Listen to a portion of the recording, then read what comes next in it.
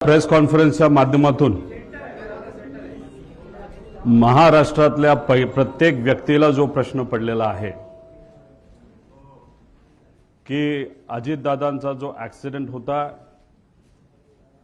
तो एक अपघात होता का घात होता, हा प्रश्न प्रत्येक व्यक्तीला पडलेला आहे। काल मुंबईकडे येत असताना पिंपरी चिंचवडमध्ये जेव्हा माझी गाडी स्लो झाली, सिग्नल लागलं होतं, तेव्हा माझ्या लेफ्ट साइडला एका रिक्षा चालकाने त्याची रिक्षा थांबवली, खाली उतरला आणि माझी काच वर होती त्यामुळे काचेवर त्याने आवाज केला। काच खाली घेतल्यानंतर त्याने सांगितलं, अहो 9 तारखेला तुम्ही संध्याकाळी अजितदादांबद्दल काहीतरी सांगणार होता ॲक्सिडेंटबद्दल, त्याचं काय झालं? मी त्यांना सांगितलं काल नाही, म्हणजे 9 तारखेला नाही तर 10 तारखेला मी या बाबतीत मला काय वाटतं हे तिथं सांगणार आहे। या प्रेस कॉन्फरन्सच्या माध्यमातून आणि तुमच्या सर्वांच्या मदतीने लोकांपर्यंत मी आता पोहोचतोय। काही लोकांनी भावनिक होऊन काही व्हिडिओ टाकलेत। ते व्हिडिओ कसे आहे की दादा परत येतील। 6 जण विमानामध्ये होते, 6वे व्यक्ती दादा होते। जी बॉडी तिथं सापडली ती दादांची नव्हतीच। दादा आज येतील, उद्या येतील। मला त्यांना सांगायचं आहे की आज जर दादा परत आले तर मी सुद्धा त्यांना घट्ट मिठी मारेल। पण ॲक्सिडेंट झाल्यानंतर 6 दिवस दररोज जेव्हा मी उठत होतो तेव्हा मला असं वाटत होतं काहीतरी घाणेरडं स्वप्न मी तिथं बघितलेलं आहे की दादांचा ॲक्सिडेंट झाला आणि ते फक्त स्वप्नच होतं आणि खऱ्या अर्थाने ही गोष्ट घडली नाही असं कुठेतरी मला तिथं वाटत होतं।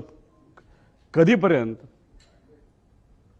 जेव्हा दादांचा एक स्वेटर तो सुद्धा जळलेला, त्यांची चप्पल, त्यांचं घड्याळ जे दररोज ते घालायचे आणि ते घड्याळ दादा कधी पण त्यांचा जो वेळ असतो ते 15 मिनिटं पुढे ठेवायचे। 9 वाजले त्या घड्याळात वाजले होते आणि ते जळलेलं घड्याळ बंद पडलेलं तिथं मी बघितलं आणि जे कोणी तिथं बघत होते त्यांच्या डोळ्यात अक्षरशः अश्रू होतं, कोणी निशब्द झाले होते, कोणाला काहीच बोलता येत नव्हतं।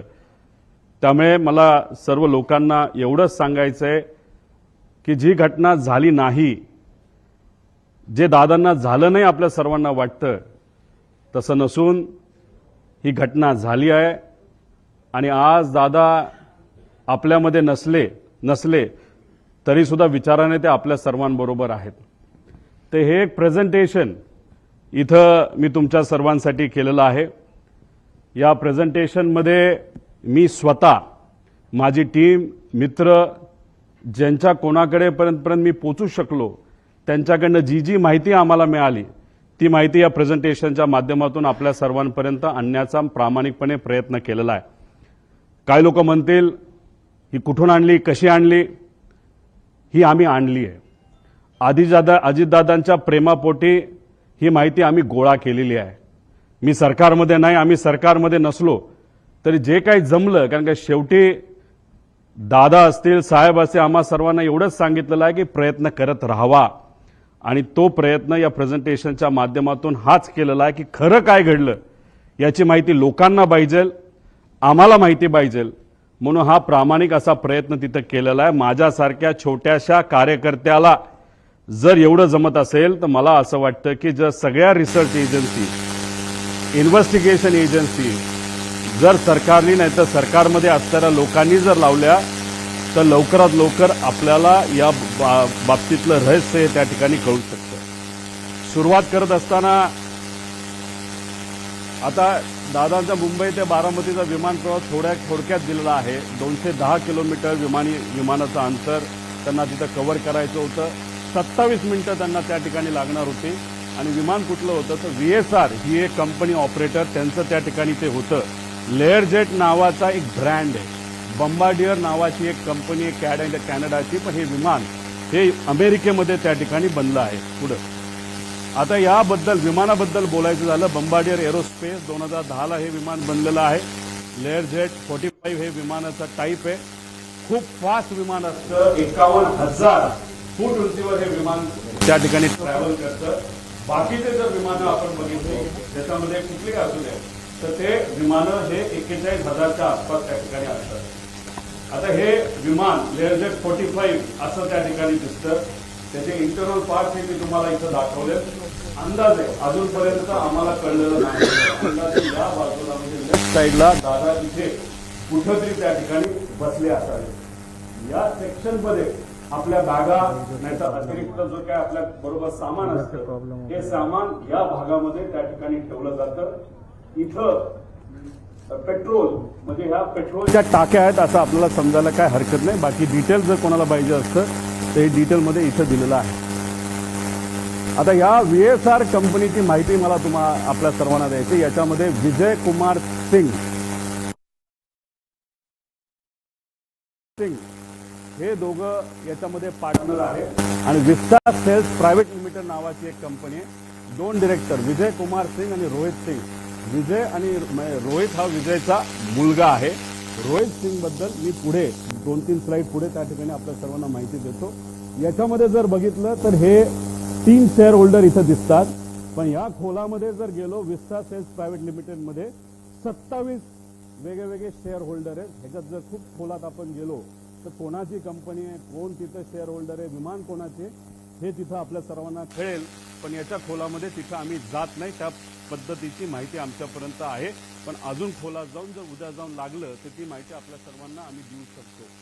त्यानंतर या कंपनीकडनं या कंपनीचं म्हणजे VSRचं तसं बघितलं तर लेअर जेटच्या बाबतीत त्यांची मोनोपोली या देशामध्ये. सगळ्यात जास्त लेअर जेटचे विमानं जर कोणाकडे असतील तर ते VSR नावाच्या कंपनीकडनं.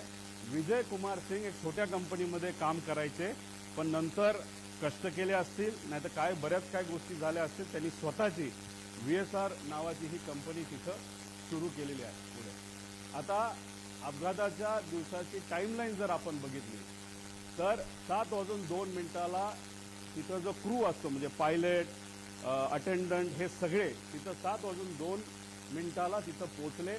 कॅप्टननी चेक केलं बारामती एअरपोर्टला. तिथं फोन केला असेल, माहिती घेतली असेल, ATCशी बोलणं झालं असेल, बाबा तिथं विजिबिलिटी आहे का असा प्रश्न तिथं केल्यानंतर तिथं ऑल ओके 7:10 सांगण्यात आलं. 7:17 दीपक जाधव विदीप जाधव जे त्यांचे PSO होते दादांचे हे तिथं पोहोचले होते. 7:50 दादा विमानतळाकडे पोहोचले. 7:56 विमान मुंबई विमानतळ रडारच्या संपर्कात आलं की मुंबईच्या ATCला सांगितलं आता आम्ही टेक ऑफ करायला तयार आहे. 8:10 आणि 51 हे टेक ऑफ झालं. तुम्ही म्हणताल या बाजूला काय, या बाजूला काय आहे याची माहिती थोड्या वेळानंतर मी आपल्या सर्वांना देतो. पण ही माहिती अतिशय महत्वाची आहे. एका ग्रुप चॅटची ही माहिती आहे आणि त्या ग्रुप चॅटवर खूप काय आपल्याला पुढे जाऊन कळणार आहे. नाव फक्त दिलंय, पुढचा नंबर तिथं मी दिलेला नाही पण नंबर सुद्धा तिथं आहे. एका ऍक्च्युअल ग्रुप चॅट मधले हे स्नॅपशॉट तिथं काढलेले. त्या ग्रुप चॅट मध्ये अधिकारी सुद्धा असतात, PA सुद्धा असतात. त्याबद्दलची माहिती मी पुढे तुम्हा सर्वांना देतो. आता विमान 8:22 विमान लोणावळा जवळच्या आसपास त्या ठिकाणी तिथं असेल. 8:25 विमान पुणे जवळ, पुणे शहराजवळ असेल. 8:30 विमान यवत हे जे गाव आहे त्याच्या आसपास असेल. 8:32 सुपे म्हणून गाव, सुपे जळगाव गाव हे बारामतीमध्ये आहे तिथं असेल. 8:43 ते 8:45 दरम्यान दुर्दैवी घटना.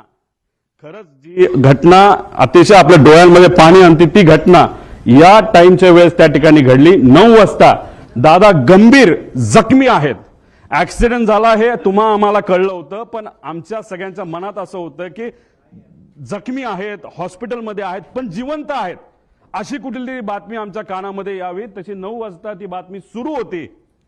पण 9:45 पहिली बातमी आली ती म्हणजे दादांच्या निधनाची, जी ऐकल्यानंतर अक्षरशः मन पण सुन्न झालं आणि डोकं सुद्धा सुन्न त्या ठिकाणी झालं. आता ही माहिती म्हणजे हा जो प्रवास आहे हा प्रवास हे जे एक सॉफ्टवेअर आहे नाहीतर ऍप आहे ज्याच्याकडे विमान असेल त्यांना हे ऍप उघडता येईल. जो पायलट असेल हे ऍप उघडता येईल. युनिव्हर्सल ऍप आहे. याच्यामध्ये तुम्हाला सगळ्या विमानाची माहिती तिथं कळू शकते. त्याच्यात जर आपण गेलात तर ह्याच्यामध्ये हे किती वर्षापूर्वीचं विमान होतं तर 16 वर्षापूर्वीचं, ही सगळी माहिती असते.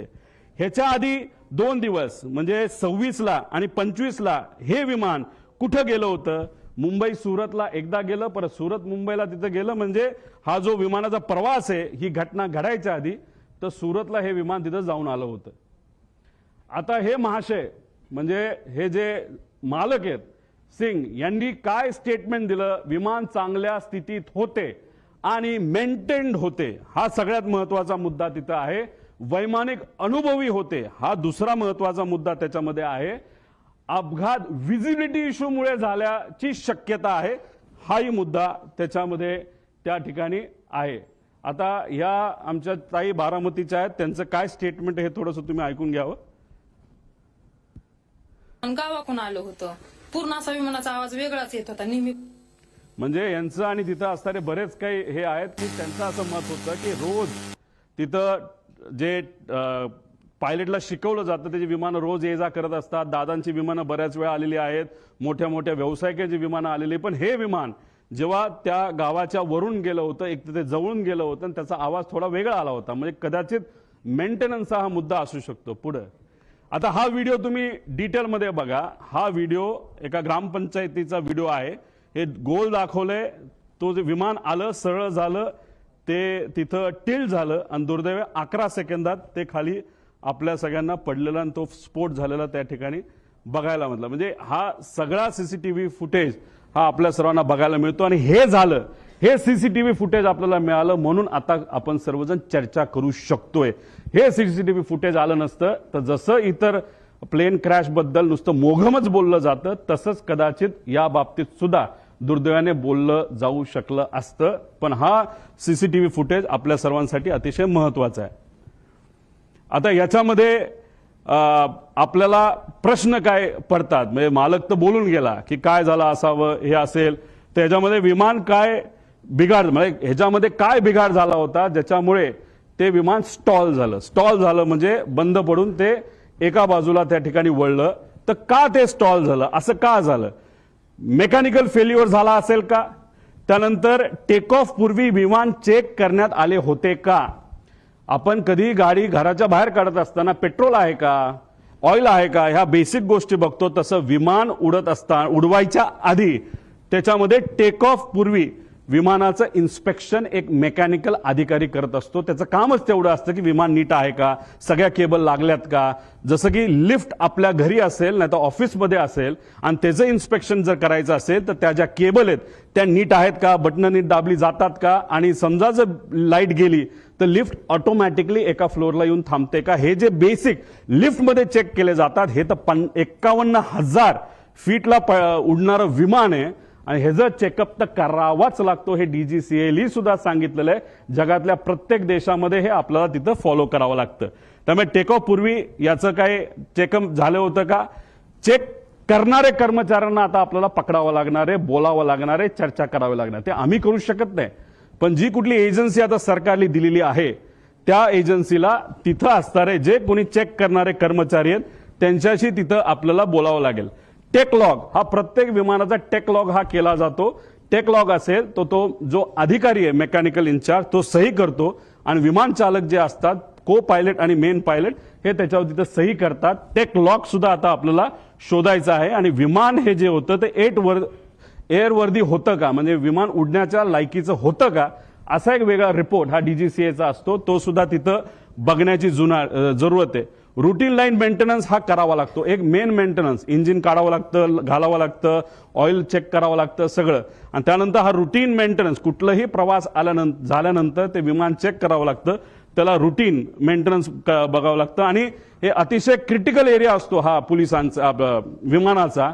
तिथं सगळीकडे सीसीटीव्ही कॅमेरा असतात. तिथं मोठ्या मोठ्या इंडस्ट्रियलिस्टचे विमानं ठेवलेली असतात आणि तिथं सगळीकडे हँगरच्या बाहेर आणि हँगरच्या आत सीसीटीव्ही कॅमेरा त्या ठिकाणी असतात. त्यामुळे ते सीसीटीव्ही कॅमेरा कुठे आहेत, कसे आहेत, कोण मेंटेन करत होतं, खरंच विमानाला कुणी हात लावला होता का, चेकिंग झालं होतं का, हे सगळं तिथं बघण्याची आपल्या सर्वांना जरूरत आहे. आणि विमानाचा हेवी बेस मेंटेनन्स हा कधी केला, कसा केला, काय केला, त्याला विमान कंपनीली सुद्धा शेड्यूल दिला असतं आणि त्या शेड्यूल प्रमाणेच आपल्याला मेंटेनन्स हा करावा लागतो. ते झालं होतं का, त्याचा रिपोर्ट कुठे आहे. आणि हे रिपोर्ट का मागतोय, कारण का हे जे VSR कंपनी आहे त्या VSR कंपनीमध्ये अनेक एक्स DGCIचे लोक काम करतात, नाहीतर त्यांचे कन्सल्टंट आहेत. त्यामुळे आम्हाला भीती अशी आहे की आतापर्यंत गेल्या 13-14 दिवसामध्ये काहीच झालं नाही, फक्त CCTV गोळा केलेले आहेत. बाकी ह्यांनी अजून सुद्धा रिसर्च नाही तर इन्व्हेस्टिगेशन काही झालेलं नाही. आणि असंच जर टाइमपास करत राहिले तर मग हे सगळं मॅन्युप्युलेट केलं जाऊ शकतं. हे सगळे खोटे रिपोर्ट हे केले जाऊ शकतात. त्यामुळे रिपोर्टवर फक्त विश्वास ठेवून चालणार नाही, सगळे CCTV आपल्याला त्या ठिकाणी बघावं लागतील.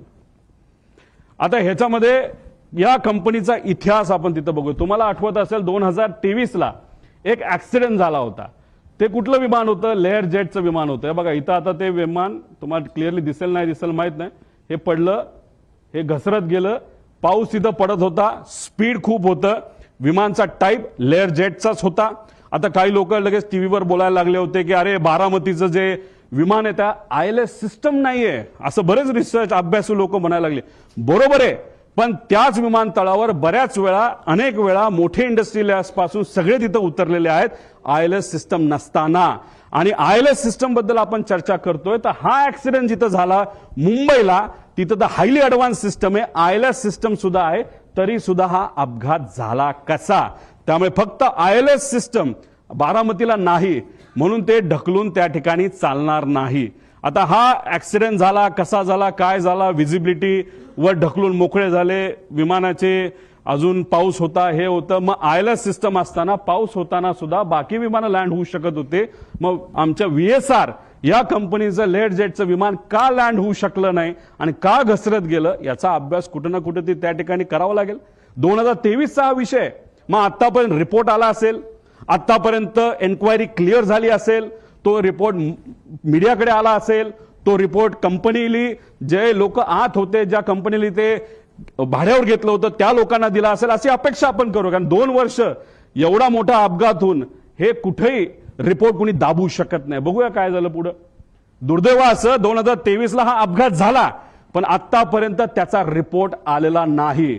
अजितदादांचा दुर्दैवी ऍक्सिडेंट झाल्यानंतर त्या बातम्या जेव्हा अख्ख्या देशामध्ये तुमच्या माध्यमातून त्या ठिकाणी केल्या गेल्या, तेव्हा कुठेतरी DGCAला तिथं जाग आली आणि final report soon in September 2023 Mumbai layer jet असं सांगण्यात आलं.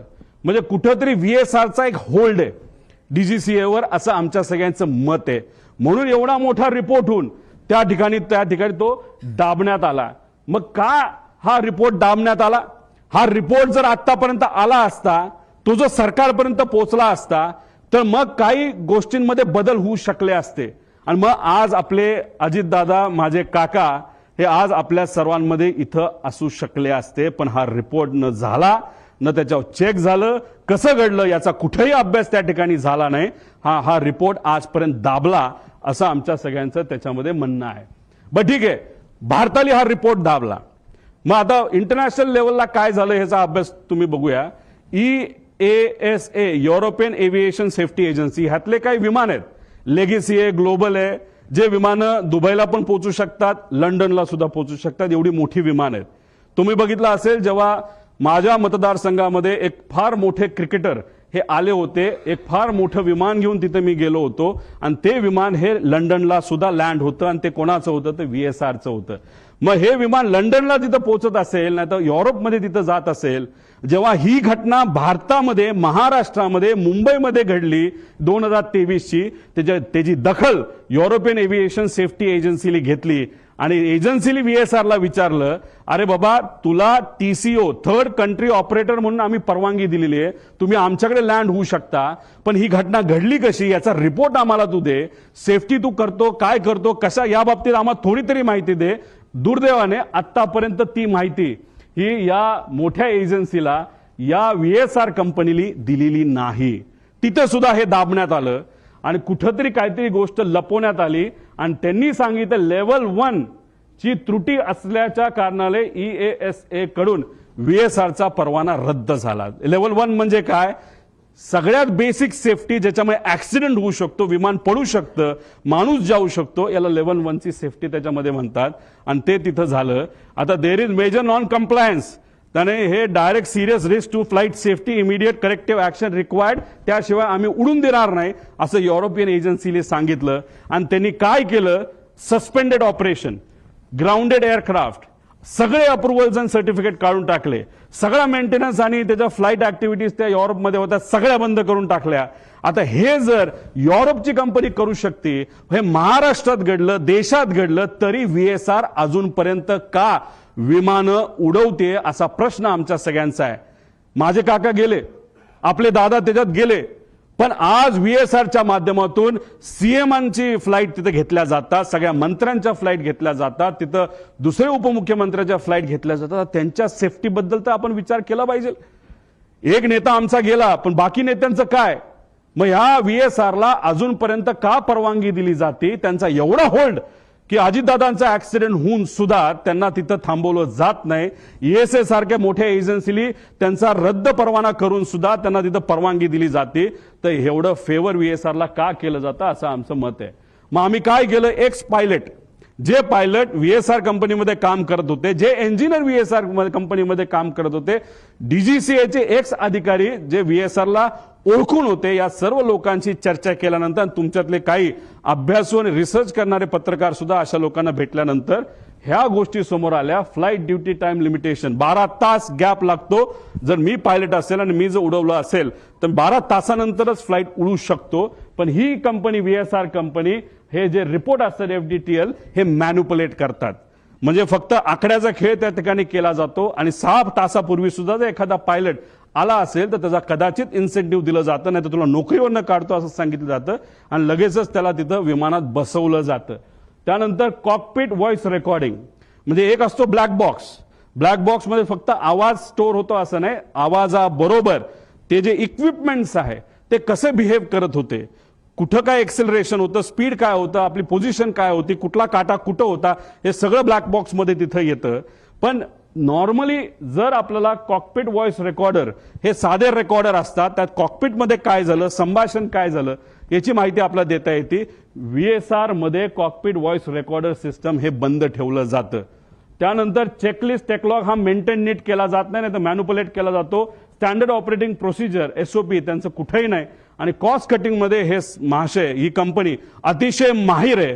त्याच्यामध्ये मेंटेनन्समध्ये कमतरता दाखवणं, नाही तर कुठलंही विमान, नाही तर हेलिकॉप्टर घ्या, ते हेलिकॉप्टर जर आपल्याला उडवायचं असेल तर त्याच्यामध्ये तास दिले जातात.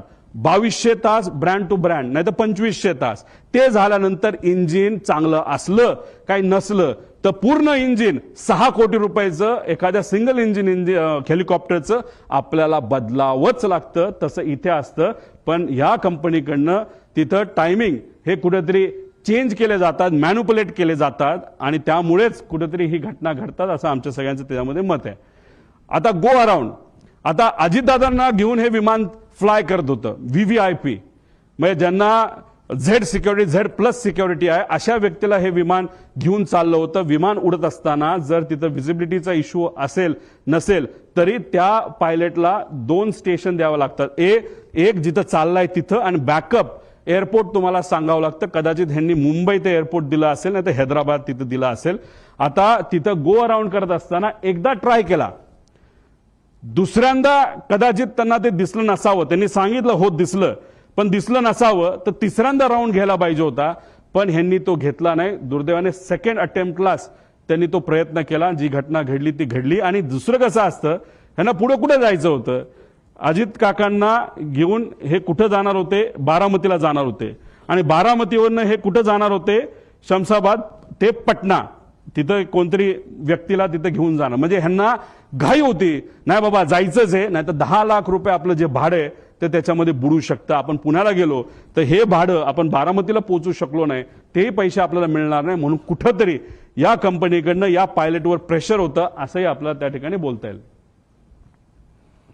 आता दुसरं स्टॉल वॉर्निंग सिस्टम, म्हणजे याच्यामध्ये एखादं विमान स्टॉल होण्यापूर्वी आपल्याला एक अंदाज येतो, काही ती गडबड त्याच्यामध्ये होते. हे विमान स्मार्ट विमान असतं आणि ह्याच्यातली ही जी काय स्टॉल वॉर्निंग सिस्टम आहे, आमचा प्रॉपर इंटेल आहे. आमचं काही लोकांशी तिथं बोलणं झालंय, फक्त त्यांनी सांगितलं आमचं कृपा करून तुम्ही नाव नका सांगू, आमच्या नोकऱ्या तिथं जातील. त्यांची चर्चा अशी, जे विमान अजित काकांना घेऊन तिथं ते ऍक्सिडेंट झालं त्याच्यामध्ये ही जी स्टॉल वॉर्निंग सिस्टम ती बंद होती. ती बंद असल्यामुळे काही गोष्टी आपल्याला आधीच कळल्या नाही आणि त्यामुळे ती घटना त्या ठिकाणी घडली असावी असं काही तज्ज्ञांचं तिथं मत आहे. आणि हेवी बेस मेंटेनन्स केलं कुणी ह्याच्यासाठी आम्ही हे पुरावे त्या ठिकाणी मागतोय. पीटीटी पुश टू टॉक म्हणजे तुमची वॉकी टॉकी असते, आपण बटन दाबतो, आपण बोलतो, पलीकडचा ऐकतो, तसं विमानामध्ये पीटीटी असतं. हे पीटीटी जेव्हा चालू होतं तेव्हा कॉकपिटमध्ये बटन दाबल्यानंतर जे जे काय चालू असतं, जसं की आता मी पोहोचतोय, आता लँड होतोय, मी पुढे तुम्हाला ट्रान्सक्रिप्ट दाखवेल, तर ते सगळं कळतं. तर जेव्हा मेन पायलट हा जर कपूर असेल तर पाठक ज्या पायलट होत्या ह्या को पायलट होत्या. को पायलट जनरली ते इंटरॅक्शन करतात एटीसीची. तेव्हा ती पीटीटी त्यांनी दाबलं होतं तेव्हा त्या वातावरणामध्ये ते जेव्हा शेवटचं वाक्य ओ शिट होतं तेव्हा सुद्धा त्याच्या आधी सुद्धा त्या विमानामध्ये कुठंच ही वॉर्निंग सिस्टीमचा आवाज येत नव्हता. पीटीटी दाबून सुद्धा शुकशुकाट होता म्हणजे ही सिस्टम तिथं बंद होती असं आमचं त्या ठिकाणी म्हणणं आहे. आणि त्यासाठी जे एटीसीचं रेकॉर्डिंग आहे ते तुम्ही चेक केलं, पीटीटी दाबल्यानंतर त्याच्यामध्ये कुठेही ते वॉर्निंग तिथं आल्या नाहीत. आणि ब्लॅक बॉक्स जेव्हा रिकव्हर केला जाईल त्यानंतर आपल्याला बऱ्याच गोष्टी या बाबतीतला कळतील. आता दुसरा विषय असा आहे की हा व्हिडिओ तुम्ही ऐका, मग तुम्हाला त्या ठिकाणी मी सांगतो. आमच्या गावातनं उतरताना आमच्या गावात एक मंदिर आहे, त्या मंदिराच्या कळसाला सुद्धा टेकायची काही लोकांना शक्यता. आता हे त्याच वेळी आमच्या गावातनं उतरताना आमच्या गावात एक मंदिर आहे, त्या मंदिर 51,000 फीटला ते उडतं आणि जेव्हा तुम्ही त्या एअरपोर्टच्या जवळ येत असता आणि फारच जमिनीच्या जवळ आल्यानंतर ही सिस्टम तुम्हाला वॉर्निंग देते. जेव्हा तुम्ही एखादा हिंदीचा पिक्चर नाही तर इंग्लिशचा पिक्चर बघितला असेल तेव्हा तिथं तुम्हाला जाणवत असेल एक आवाज ते विमान देत असतं की warning approaching land, warning approaching land, अशा प्रकारची ही सिस्टम त्याच्यामध्ये असते. आणि दुर्दैव असं आमचं असं मत आहे की मंदिराच्या जर जवळ गेला असेल तरी पीटीटी चालू असताना हा आवाज तिथं आपल्याला कुठंही ऐकायला मिळालेला नाही.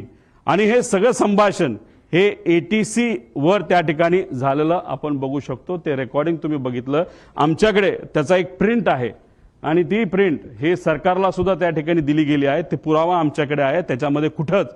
आणि आम्ही जेव्हा काही लोकांशी बोललो तेव्हा त्यांच्याकडनं सुद्धा आम्हाला कळालं की अशा पद्धतीने आम्हाला कुठंच काही हे ऐकू आलं नाही. त्यामुळे ही जी सिस्टम आहे ती सुद्धा बंद होती, आता खराब झाली होती.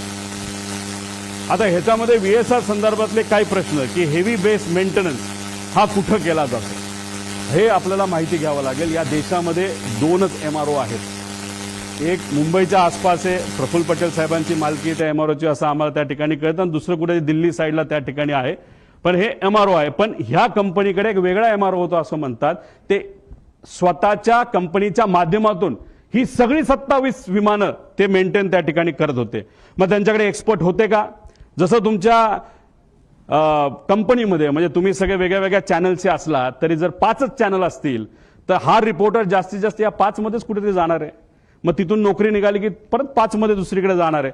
तसंच एमआरओ जर 2च असतील तर मग ते लोक कोण आहेत जे लोक या व्हीएसआर कंपनीमध्ये आज काम करतात? पूर्वी ते कुठं काम करत होते? कोण आहेत ते? कुणी ते सह्या केल्या? रमेश नावाचा माणूस कोण आहे? त्याचा काय अनुभव आहे? तो मेंटेनन्सचा त्याला का प्रमुख केलं? त्याला तुम्ही एन्क्वायरीसाठी घेतलं का तो गायब झालाय? हे सगळे प्रश्न आपल्याला तिथं पडू शकतात. एन्क्वायरी कुठंच नाही चालली म्हणून आम्हाला आमच्या लेवलला माझ्या काकासाठी आमच्या दादासाठी या सगळ्या गोष्टी करायला लागतात. आणि ह्या सगळ्या गोष्टी लवकरात लवकर सरकारने जर केल्या नाही तर मग आपल्याला खरं रहस्य काय हे त्या ठिकाणी तिथं कळणार नाही. त्यामुळे हेवी बेस मेंटेनन्स कुठं केला जातो हे सुद्धा बघितलं पाहिजे. आणि डीजीसीए मधील काही माजी अधिकारी हे या कंपनीमध्ये काम करत असल्यामुळे एक होल्ड आहे या कंपनीचा असं आमचं मत आहे. पुढे घ्या.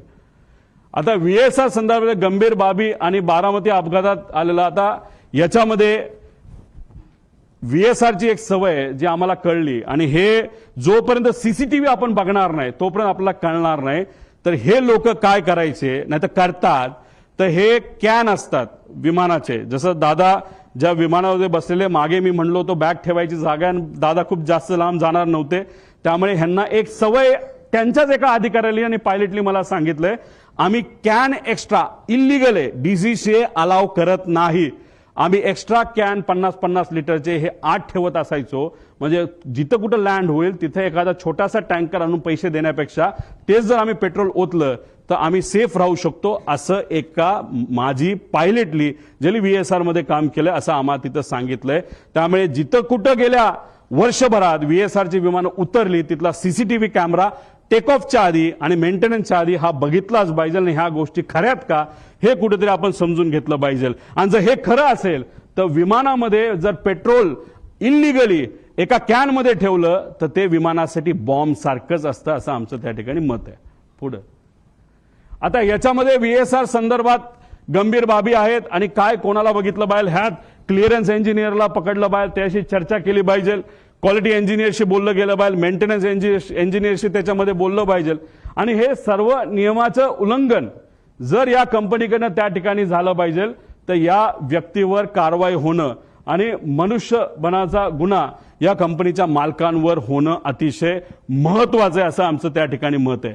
त्यानंतर EASA ने कंपनीला TCO परवाना सुरक्षेच्या कारणामुळे जर कॅन्सल केला असेल तर त्याला काही ना काही ते कारण आहे. आणि असं आहे की हे EASA ही जी युरोपियन कंपनी त्यांनी ऑलरेडी एक कॉपी DGCA ला पाठवलेली आहे. त्यामुळे DGCA ला मला विचारायचं आहे की ही कॉपी तुमच्याकडे येऊन सुद्धा तुमच्याकडे ती दिल्या गेल्यानंतर सुद्धा तुम्ही VSR ला का ऑपरेटिंग टर्म्स मध्ये ठेवलं, का त्याचा तुम्ही परवाना रद्द नाही केला असा प्रश्न एक पुतण्या ज्याला काकाला त्या ठिकाणी घालवलेला आहे त्याचा, त्या पुतण्याचा आणि एका कार्यकर्त्याचा त्या ठिकाणी आमचा प्रश्न आहे. आणि एवढं मोठं घात असून सुद्धा आता सुद्धा मुख्यमंत्री आणि दुसरे उपमुख्यमंत्री आणि बाकी नेते अजून सुद्धा VSR कंपनीच्या माध्यमातून ट्रॅव्हल करतायत, विमानातून त्या ठिकाणी ते जात आहेत. हे अतिशय घातक आहे. त्यामुळे या बाबतीची नोंद सरकारने तिथं घेणं फार महत्वाचं आहे. आता तुम्ही म्हणाल हे जे आहे हे काय आहे, एक ग्रुप असतो, सर्व मंत्र्यांकडे 2 ग्रुप असतात, ते ग्रुपचं नाव ते वेगवेगळे ठेवू शकतात, पण एक साई एव्हिएशन नावाची कंपनी आहे, एरो नावाची कंपनी आहे. आता इथं मी GR तुम्हाला दिल्यानंतर तुम्हाला लागलं तर आम्ही तिथं देऊ. या कंपनीला अलोकेट केलेला 2 हँडलिंग कंपनी आहेत. मग या 2 कंपन्या खालचे जे ऑपरेटर आहेत VSR सारखे यांच्याशी संवाद साधून कुठलं विमान कधी अवेलेबल आहे, मंत्र्यांना कधी बाहेर याबद्दलची माहिती त्या ठिकाणी ती दिली जाते. मग त्या ग्रुपमध्ये कोण असतं तर त्या मंत्र्यांचे सगळे PA, ऑफिशियल PA आणि जे कोणी प्रोग्राम बनवतात ते PA, ते अधिकारी त्या ग्रुपमध्ये असतात. आणि त्याच्याच बरोबर आपले जे संचालय आहे ह्याचं महाराष्ट्राचं विमानांचं तिथले ते डायरेक्टर आहेत, ऑफिशियल IAS अधिकारी नाही तर त्या लेवलचा एक अधिकारी त्या ग्रुपमध्ये असतो. त्या ग्रुपमध्ये टाकलं जातं की उद्या जसं 27 जानेवारी 2026 ला 8 वाजता मुंबई ते बारामती अजित पवारांना जायचं असं ग्रुपमध्ये. आणि एरोचा टाइम होता 1 ते 15 हे साईसाठी होतं, 16 ते 31 तारखेपर्यंत एरोच्या ग्रुपमध्ये हा मेसेज टाकला. हे कोण क्रिस्टोफर नावाचा जो कुणी तिथला मॅनेजर आहे का ओनर आहे त्यांनी टाकलं नोटेड सर. तो झालं 7:13 आणि 7:14 संध्याकाळी. म्हणजे जे काही लोक म्हणतात दादा हे विमानाने जाणारच होते, हे प्री प्लॅन्ड होतं, असं अजिबात नाही. आदल्या दिवशी संध्याकाळी 27 तारखेला संध्याकाळी 7:13 वाजता ठरलं की अरे आता खूपच उशीर झालेला आहे, आता उद्या विमानाला गेल्याशिवाय गत्यंतर नाही. नाहीतर दादा गाडीली जे काय प्लॅनिंग केलं होतं तुम्ही तिथला सीसीटीव्ही बघा देवगिरीचा, तिथं तुम्हाला दिसेल सगळ्या गाडी या लाईनीमध्ये लागल्या होत्या. दादाचा अंदाज होता 5, 5:30 ते 6 पर्यंत आपल्याला गाडीली पुण्यापर्यंत जायचं आणि पुण्यातून बारामतीला गाडीली त्या ठिकाणी जायचं, तरी सुद्धा उशीर झाला म्हणून हा ग्रुपवर मेसेज टाकला. आणि हे ग्रुप अशा पद्धतीने त्या ठिकाणी चालवले जातात. आता हे एरो नावाचा ग्रुप कंपनी कोणाची हे आपल्याला पुढे जाऊन बघावं लागेल. आता हे एरो कंपनी आहे, सरकारची विमाने बुक करण्यासाठी ही काम करते. ह्याचा जो हँडलर आहे आता तो कोण आहे आपल्याला शोधावा लागणार आहे, त्याचं फार वजन आहे एअरपोर्टवर, तो म्हणेल तसं तिथं काम केलं जातं असं माझं मत आहे. ही कंपनी कोणाची आपल्याला बघायला, एक कंपनीचा डायरेक्टर जो आहे तो पतंजली कंपनीमध्ये सुद्धा डायरेक्टर असं आम्हाला कळालं, पण आम्ही खूप खोलात गेलो असं नाही. ज्याला कोणाला बघायचं असेल ना तर ह्या ज्या इन्व्हेस्टिगेशन एजन्सीज आहेत त्यांनी सुद्धा एरोकडे लक्ष देण्याची जरूरत आहे. आता पुढे जाऊन तुम्हाला सांगतो त्या ग्रुपवर काय चर्चा झाली होती, पुढे घ्या. आता हा प्रश्न आहे घातपात आहे का, मला सुद्धा शंका आहे की कदाचित हे घातपात असू शकतं का, तर हे पुढच्या काही स्लाइड्स मध्ये मी आपल्या सर्वांना सांगतो. आता याच्यामध्ये आम्ही जेव्हा हा रिसर्च करत होतो, चर्चा करत होतो, ते एक सिक्युरिटी एरियामध्ये काम केलेला व्यक्ती माजी अधिकारी तो माझ्याकडे आला. त्याने मला सांगितलं तुला इस्रायल माहिती आहे का? मी म्हणलं माहिती आहे. तुला मग मोसाद माहिती आहे का? म्हणलं माहिती आहे. मग त्याचं काय? ते म्हणले हे पुस्तक बघ. मी म्हणलं बर, मग या पुस्तकाचं काय? ते म्हणले त्या पेजवर तू जा आणि त्या पेजवर एक लाईन आहे, ती लाईन तू त्या ठिकाणी वाच. ती कुठली लाईन आहे? ती ही लाईन आहे. आता डेगन नावाचा जो माणूस आहे तो एक एजंट आहे. एजंट म्हणजे कोण? जो एखाद्या व्यक्तीला असॅसिनेट नाहीतर एखाद्या व्यक्तीला मारायचं असेल प्लॅनिंगली, तर हा तो डेगन नावाचा एजंट आहे.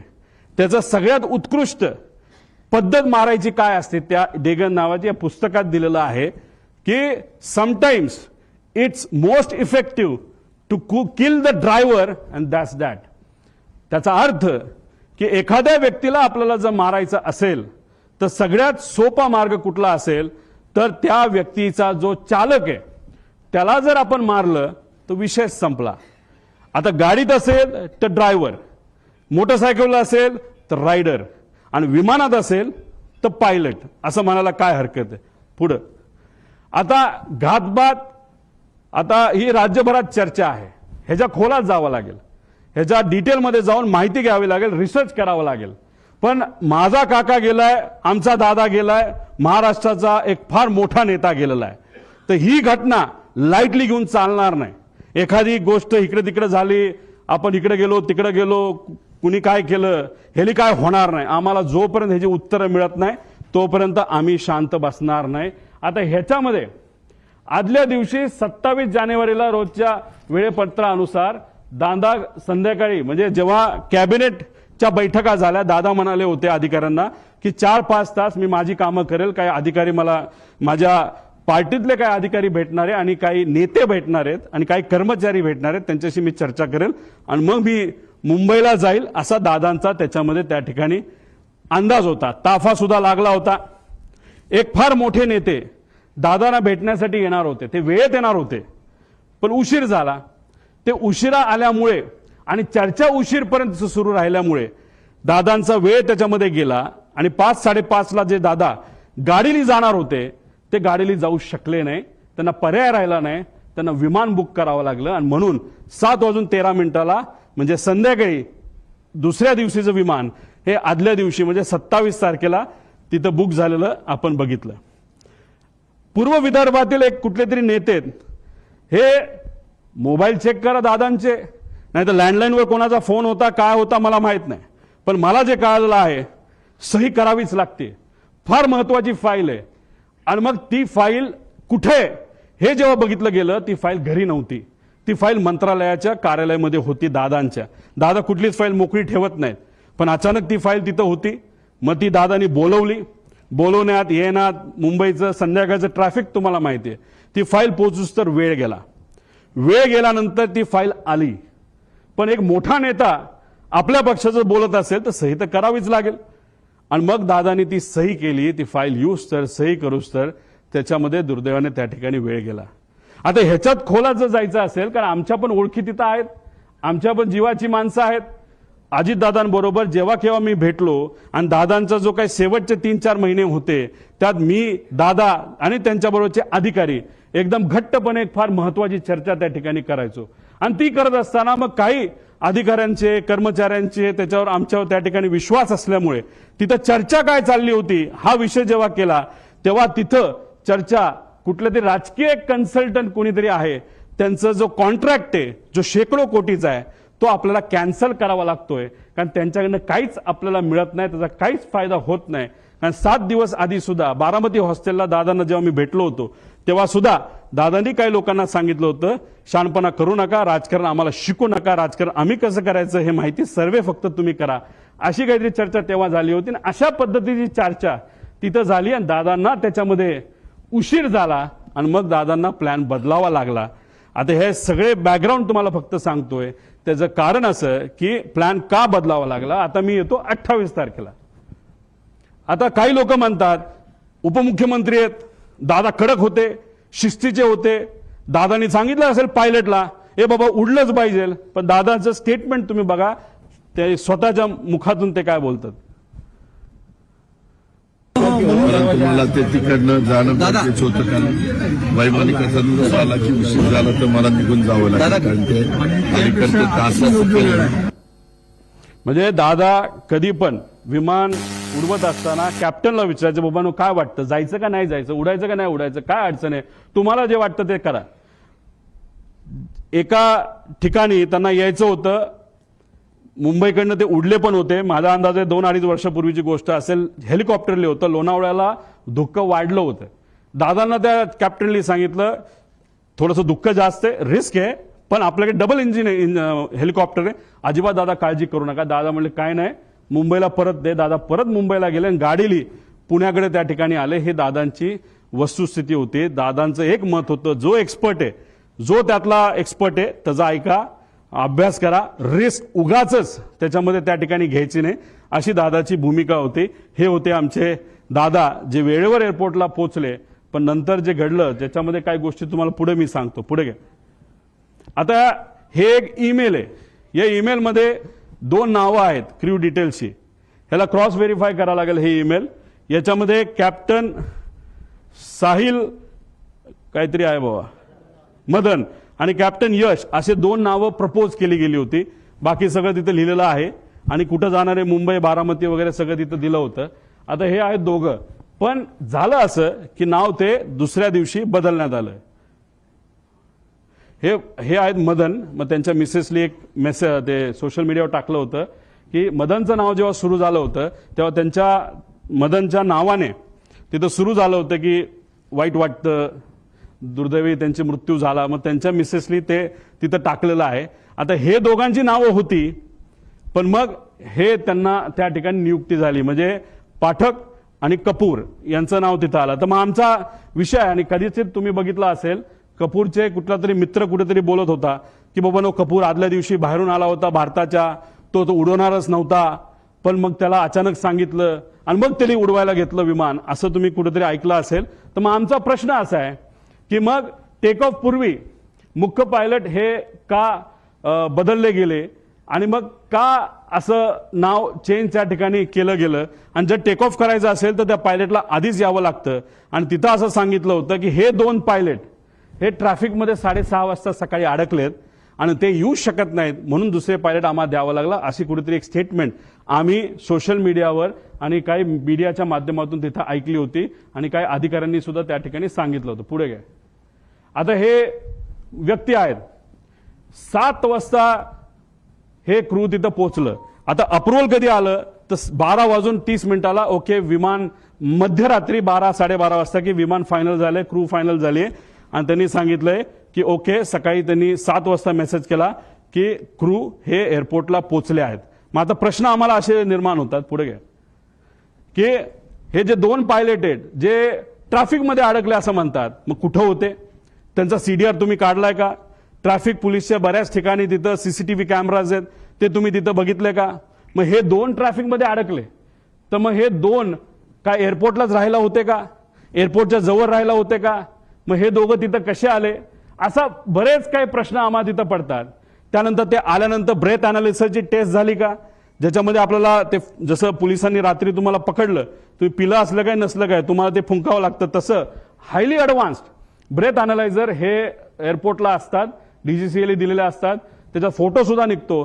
ते सीसीटीव्ही आहेत का, तोच तो होतो का, त्याचं ब्रेथ अनालिझर केलं का, तिथं कॅमेरा आहेत का, कॅमेराचा रेकॉर्ड कोणाकडे आहे, त्यानंतर विमानाकडे गेल्यानंतर तिथं चेक करत असताना ते रेकॉर्ड आहेत का, 7 वाजता ते पोहोचले असतील, दादा जर 8ला पोहोचले असतील तर 1 तासाचा वेळ आहे, त्यात त्यांनी विमानं चेक केली आहेत का, विमानात काय वेगळं ठेवलंय का, असे बरेच प्रश्न त्याच्यामध्ये आम्हाला त्या ठिकाणी निघतात. आणि हे सर्व गोष्टी आता बघण्याची जरूरत आहे असं आमचं मत आहे. आणि कोणतरी असं म्हणलं होतं की कपूर हे हाँगकाँगवरनं आले होते, मग ते खरंच आले होते का इंटरनॅशनल फ्लाईटवरनं, हे सुद्धा बघण्याची जरूरत आहे. कारण इंटरनॅशनल फ्लाईटवरनं जर एक व्यक्ती ज्याला दारू प्यायची खूप सवय असं ऐकलं होतं आणि पुढेही काही पुरावे त्याच्यामध्ये आहे, मग इंटरनॅशनल फ्लाईटवर दारू दिली जाते, मग तो पिऊन आला होता का, अशा सगळ्या गोष्टी बघण्याची जरूरत आहे. कदाचित त्यांच्या परिवाराला असं वाटत असेल मी काहीतरी वेगळं बोलतोय, मला त्यांना एवढंच सांगायचं, आमचा तो हक्क आहे, आम्ही परिवारातली लोक आहेत, आमच्या शंका जर असतील तर शंकेचं निरसन हे झालंच पाहिजे, कारण आम्ही आमचा माणूस गमावलेला आहे, तुम्ही तुमचा माणूस गमावलेला आहे, तुम्ही तुमची बाजू बघा, आम्ही आमची बाजू बघतो. पण आमच्या मनात ज्या शंका आहेत त्याला कुठं ना कुठेतरी उत्तर हे मिळालं पाहिजे का गेले 13 दिवस मला तरी तिथं झोप लागलेली नाही आणि कदाचित जोपर्यंत ह्या गोष्टी सापडत नाही क्लिअर होत नाही तोपर्यंत झोप लागणार नाही आणि मी झोपणार सुद्धा त्याच्यामध्ये नाही. पुढे तुम्ही जर गेला तर आता मुख्य पायलट सुमित कपूर बद्दल आपण थोडीशी माहिती घेऊ. मार्च 10 दिल्ली बेंगळुरू विमान उडण्यापूर्वी त्याला प्री फ्लाईट अल्कोहोल टेस्टमध्ये त्याला पकडण्यात आलं. पुन्हा 7 एप्रिल 17 दिल्ली गुवाहाटीचं विमान उडवत असताना त्याचं टेस्टिंग जेव्हा केलं तेव्हा तो सापडला. तुम्ही म्हणा तिथं सापडला इथं का नाही? ह्या सगळ्या कमर्शियल फ्लाईट्स होत्या असं आम्हाला कळतंय. कमर्शियल फ्लाईट्सवर बऱ्याच गोष्टी स्ट्रिक्ट असतात. प्रायव्हेट फ्लाईटला कदाचित तेवढ्या स्ट्रिक्ट नसाव्या असं वाटतं. 3 वर्ष त्याला निलंब करण्यात आलं. त्याच्याबरोबर काम करण्याला एका व्यक्तीला आम्ही जेव्हा बोललो त्यांनी सांगितलं लेअरजेट म्हणजे उद्या जर मला ग्लोबल नावाचं विमान उडवायचं असेल तर मला त्याचं ट्रेनिंग घ्यावं लागतं, त्या कंपनीकडे जावं लागतं. तसंच हा सीपी म्हणजे कमर्शियल पायलट असल्यामुळे बोईंग एअरबस उडवत असेल आणि तिथं लेअरजेट उडवायचं असेल तर त्याला अमेरिकेत लेअरजेटची फॅक्टरी म्हणजे बंबाडियरची फॅक्टरी असल्यामुळे अमेरिकेत जाणं महत्वाचं होतं. तो तिथं गेला. मला जे कळालंय तिथं गेल्यानंतर दुर्दैव असं त्यांनी इतकी दारू पिली का काहीतरी असं मला कळालंय. हे क्रॉस व्हेरीफाय करावं लागेल की त्यांना ट्रेनिंगला जाता आलं नाही. हे रिपोर्ट आता आपल्याला काढावं लागतील खरंच हे घडलं होतं का आणि त्यांना परत ट्रेनिंगला पाठवण्यात आलं असंही आम्हाला त्याच्यामध्ये त्या ठिकाणी कळलं होतं. आता इतर पायलटली लेझर जेटची परीक्षा अमेरिकेला सांगितलं. आता एक बडा नेता जो सांत्वन करण्यासाठी घरी आला होता त्यांनी सांगितलं हाच महाशय माझं सुद्धा विमान हेच VSR कंपनीचं हे नांदेडला हे घेऊन चालले होते आणि ज्या पद्धतीने त्या कपूरली लँडिंग केली त्याच्यावरनं मी VSRला कंप्लेंट केलेली आहे. हा मोठा नेता कोण? नांदेडला कधी गेला होता? खरंच त्यांनी कंप्लेंट केली का? हे आपल्याला त्याच्यामध्ये बघावं लागेल. सत्तेतला एक मोठा नेता त्याच्यामध्ये आहे. त्यानंतर ट्रॅक रेकॉर्ड फारच वाईट होतं. तरी मग या व्यक्तीला तिथं अजितदादांचं विमान नाही तर VIPचं, उद्धव ठाकरे साहेबांचं, फडणवीस साहेबांचं, एकनाथ शिंदे साहेबांचं, ऍक्टरचं ह्या सगळ्यांचं विमान का उडवायला दिलं असा प्रश्न आमचा तिथं आहे. पुढं आता ह्याच्यामध्ये तुम्ही जर बघितलं असेल तर VK सिंग म्हणजे हा मालक त्यांचा एक ग्रुप आहे व्हॉट्सअपचा. त्या ग्रुपवर आम्ही ही माहिती काढली. कशी काढली काय काढली हे नका मला विचारू पण ही माहिती आहे. आता तुम्ही म्हणाल ही माहिती तुम्ही देत आहात ते डिलीट केलं तर काय? तुम्ही व्हॉट्सअप किती डिलीट करा सगळी माहिती कळते. त्यामुळे जो कोणी तिथे इन्व्हेस्टिगेट करणार आहे हा ग्रुप कुठला, हा ग्रुप कोणाचा, त्या ग्रुपवर कोण आणि गेल्या 2 वर्षामधल्या त्याच्यावरच्या ज्या काही डिस्कशन आहेत हे लोकांसमोर त्या ठिकाणी आल्या पाहिजे. ह्याची एक डिस्कशन ह्याच्यामध्ये तुम्ही बघितली. Today once again a important flight had to be cancelled as number 1 of PSC has been found to be badly drunk. दारू पिला होता. त्याच्यामध्ये बरंच काय दिलं की तुम्ही पार्टी करता हे करता आणि त्याच्यात may I request my dearest colleagues captain Sunny जो खन्ना कोण असेल कॅप्टन रंधवावा आणि स्टार केलंय कॅप्टन सुमित द ग्रेट. म्हणजे दारू प्यायचा विषय आल्यानंतर द ग्रेट सुमित कॅप्टन आणि खाली आहे कॅप्टन रोहित. आता तो सिंग आहे का? सिंग म्हणजे कोण? तो डायरेक्टर आहे VSR कंपनीमध्ये म्हणजे याचाच कॅप्टनचा मुलगा. आता तो खरंच तो असेल रिसर्च नंतरच कळेल आणि डायरेक्टरच तिथं दारू पित असेल पायलट असून सुद्धा तर मग हे फार डेंजरस आहे. कारण डायरेक्टरलाच या गोष्टीचं महत्व नसेल तर बाकीच्या पायलट काय करणार? नाही तर जर डायरेक्टरच आपल्याबरोबर दारू पित असेल तर काय आपल्याला फरक पडतोय? अशी मानसिकता या लोकांची होऊ शकते असं आम्हाला वाटतं. हे त्यांच्याच ग्रुपवरनं काढलेला हा मेसेज आहे 2 जानेवारीचा. VSR कॅप्टन VK सिंग म्हणजे मालक. पुढं अजून एक मेसेज त्यांचा आहे काय? VSR ड्युटी सेल डील काय असेल ते. डिअर कॅप्टन सुमित भाई अँड जो कुणी असेल प्रावग, you will be sober and do not do your evening stunts. आता इव्हनिंग स्टंट्स मध्ये काय आम्हाला माहित नाही. विमान वेडवाकडे चालवायचा हा एक स्टंट असू शकतो, नाही तर दारू पिणं हा एक स्टंट असू शकतो, नाही तर ड्रग्ज घेणे हा स्टंट असू शकतो. म्हणजे हा स्टंटचा अर्थ मला तरी काही निघत नाही. हा आपल्याला बघावं लागेल आणि त्याला सुमित उत्तर देतो कॉपीट सड. म्हणजे मला जर कोणी बोललं असतं हे तू वेड्यासारखा तिथं काल का वागत होता आणि जर मी वागलोच नव्हतो तर मी लिहिलं असतं sir that was not me and I won't do it. पण इथं वर जर दारूबद्दल बोललं असेल आणि खाली कॉपीट सर म्हणत असतील याच्यावरनं नक्कीच दाल में कुछ काला आहे असं आपल्याला म्हणता येईल. हा जो ब्रेथ अनालिझर आहे ह्याचा फोटो सुद्धा निघतो, ह्याचे रिपोर्ट आता आपल्याला बघावं लागणार. पुढे घे. आता वेगवेगळ्या सरकारी अहवालातील वेगवेगळी विसंगती.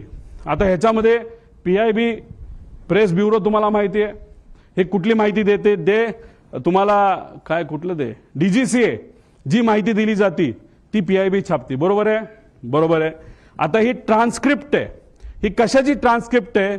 तर ही बारामती ATC ची ट्रान्सक्रिप्ट आहे. वेळ न वेळ तिथं लिहिलेली आहे, इथं वेळ लिहिलेली आहे.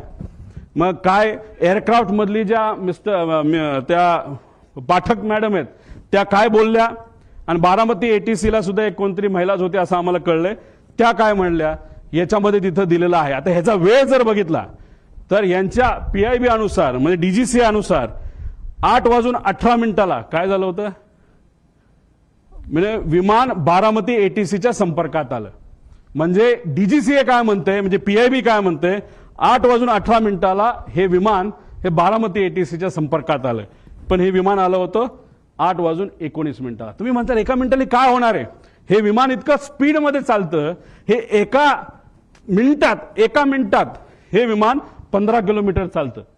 आणि दादांचं जी काय घटना घडलेली आहे, काही मीटरमध्ये घडलेली आहे, याच्यावरनं एक मिनिटं हा महत्वाचा आहे. मग एवढी मोठी घटना घडली असेल तर मग 2 रिपोर्ट जे आहेत हे रिपोर्ट वेगळे का, असा प्रश्न एक परिवारातला एक व्यक्ती म्हणून त्या ठिकाणी मी करतो. आता आगीचे लोट दिसण्याचे टायमिंग PIB DGCA किती म्हणतं? 8:44. पण ट्रान्सक्रिप्ट प्रमाणे इथं 8:43:55 सांगितलं की मला आता लँडिंग पॅड म्हणजे स्ट्रिप तिथं दिसतीये. मग त्यांनी सांगितलं रनवे 11 क्लिअर टू लँड. त्यानंतर 8:44:13 ओ शिट म्हणजे ही जे पाठक मॅडम आहेत त्यांच्याकडनं ते शेवटचे शब्द होते, आणि त्यात 7 सेकंद तुम्ही ऍड करा, 44 प्लस काहीतरी 13 प्लस म्हणजे 20, तर त्याच्यात तो ऍक्सिडेंट तिथं झाला. म्हणजे हे टायमिंग आणि हे टायमिंग जर इथं 20 सेकंद तुम्ही ऍड केले, म्हणजे 13 प्लस 7 20.20 म्हणजे 20 सेकंडचा याच्यामध्ये फरक आहे. मी तुम्हाला सांगितल्याप्रमाणे सेकंडचा विषय असतो. इन्व्हेस्टिगेट तुम्ही करत असाल आणि तुम्ही एका मोठ्या एजन्सीचे लोक असाल तर तुम्हाला सेकंदात बोलावं लागतं, इथं मिनिटात बोलून चालत नसतं. आणि इथं ह्या 2 रिपोर्टमध्ये खूप मोठा फरक आहे असं कुठेतरी दिसतं. आता हा एक ट्रान्सपॉन्डर एक असतं विमानाला, विमान सांगत असतं सॅटेलाइटच्या माध्यमातून मी इथे आहे, माझं स्पीड किती आहे, मी अलाइन झालोय का, एअरपोर्टचं जे स्ट्रिप आहे त्याला मी अलाइन झालोय का, तिथून माझं डिस्टन्स किती आहे, माझी हाईट किती आहे, माझं लोकेशन कुठे आहे, हे सगळं तिथं दिलं जातं. आणि हे आमच्याकडे आहे, ही माहिती ही आम्हाला एका सॉफ्टवेअरच्या माध्यमातून, जे मगाशी तुम्हाला सॉफ्टवेअर सांगितलं त्यातून आम्हाला सगळी माहिती कळाली. फक्त शेवटच्या 1 मिनिटाची आम्हाला माहिती कळाली नाही. कदाचित ट्रान्सपॉन्डर हा मुद्दामून विमानाच्या आतून हा बंद केला होता. तुम्हाला टिल्ट होताना जे विमान दिसते त्या ट्रान्सपॉन्डर बंद होता. ट्रान्सपॉन्डर हा 8:43.18 ह्याच्यात तुम्ही म्हणाल हे तर टाइम वेगळा दिसतोय, ह्यात फ्लाईट रडारच्या शेवटच्या UTC टाइम म्हणजे 3 ते म्हणजे ह्याच्यामध्ये 5 तास आपल्याला ऍड करावं लागतात. त्यात 8:43.18 जेव्हा हे बंद झाला ट्रान्सपॉन्डर, का बंद झाला, का कुणी बंद केला, असे प्रश्न आम्हाला त्याच्यामध्ये आहे. आता आपल्याला शेवटपर्यंत कळालं असतं. आणि या 1 मिनिटाच्या आधी हे विमान त्या धावपट्टीला अलाइन झालं होतं, म्हणजे ते धावपट्टीवर उतरेल अशी अपेक्षा होती. पण 1 मिनिटामध्ये काहीतरी गडबड झाली, ती अजूनपर्यंत आपल्याला कळलेली नाही. आता हा जो भाग आहे हा तुमचा 11 नंबर आहे आणि हा भाग आहे 29. हे जे मोठी चर्चा करतात, अरे बाबा तो जो असा हिलटॉपवर आहे आपला लँडिंग स्ट्रिप, त्यामुळे फार डेंजरस आहे, फार अवघड आहे, हे आपण लँड करू शकत नाही असं लोक बोलतात. ते खरं आहे. आता ही ती जागा आहे 11 नंबर आणि ही जागा आहे 29 नंबर. मागे घे, ती आहे MIDC ची साईड. इथं तुम्ही जर गेला तर सपाट आहे, सपाट, काही तिथे टेन्शन नाही, तिथं तुम्ही कसंही लँड होऊ शकता. त्यावेळेस जे विंड स्पीड होतं ते ऑलमोस्ट नव्हतं.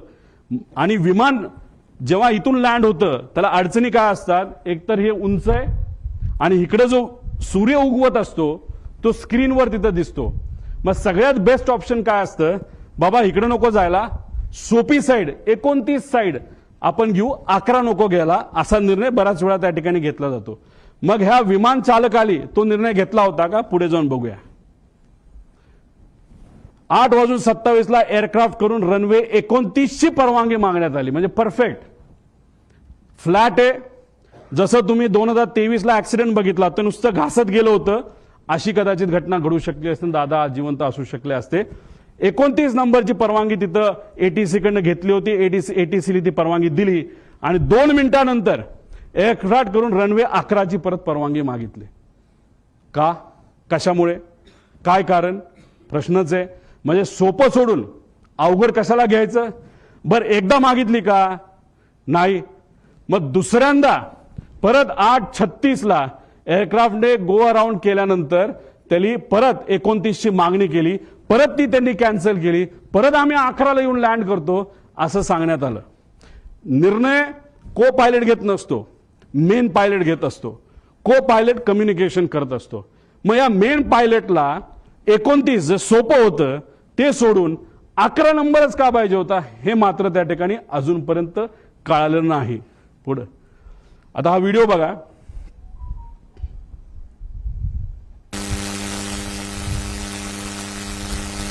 थोडं मागे या.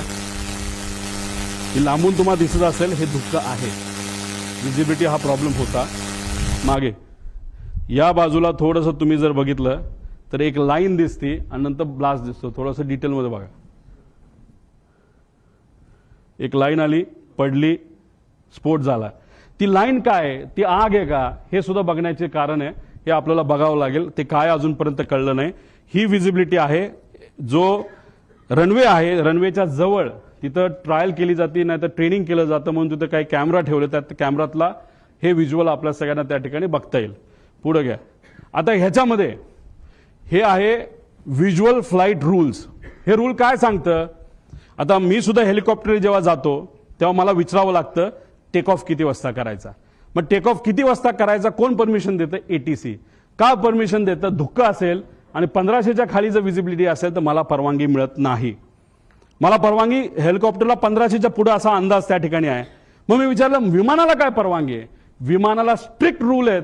कोणाचे आहेत? डीजीसीएचे रूल्स आहेत, व्हिज्युअल फ्लाईट रूल्स, की 5000 मीटरची जोपर्यंत विजिबिलिटी येत नाही तोपर्यंत विमान उडवायचंच नाही. म्हणजे लँडिंग सोडा, टेक ऑफ सुद्धा तुम्ही करू शकत नाही, असे आदेश त्या ठिकाणी तिथे दिले होते. आता तुम्हाला मला विचारायचंय की 8:30 वाजता विजिबिलिटी 3 किलोमीटरची होती. बघा 8:31 आणि 11 सेकंडला visibility is 3 kilometre as of now. कुणी सांगितलं? बारामती एटीसी. आता इथं ही जी कोणी व्यक्ती आहे हँडलर ॲरोचा, तो काय म्हणतो? Captain checking visibility at Baramati 7:03. All okay sir 7:10. म्हणजे काय? Visibility is okay. मग आता ॲरोला पकडायला काय कारण आहे? ॲरोली खोटी माहिती का दिली? साधा प्रश्न आहे. 8:30 वाजता जर विजिबिलिटी 3 किलोमीटर असेल तर सकाळच्या वेळेस 7 वाजता विजिबिलिटी कमी असेल का जास्त असेल? धुक्क जास्तच असेल ना. मग हा महाशय 7:10 म्हणतो ऑल ओके सर, म्हणजे visibility is okay, okay to take off. म्हणजे ह्या व्यक्तीने सुद्धा ऑफिसमध्ये जिथं डायरेक्टर, महाराष्ट्राचा डायरेक्टर एव्हिएशनचा ज्या ग्रुपमध्ये, त्या ग्रुपमध्ये हे महाशय म्हणतात all okay, visibility is fine, okay to take off. आणि ही गोष्ट बघितल्यानंतर आमचे दादा विमानात बसले आणि मग तिथं जे काय घटना त्या ठिकाणी घडली.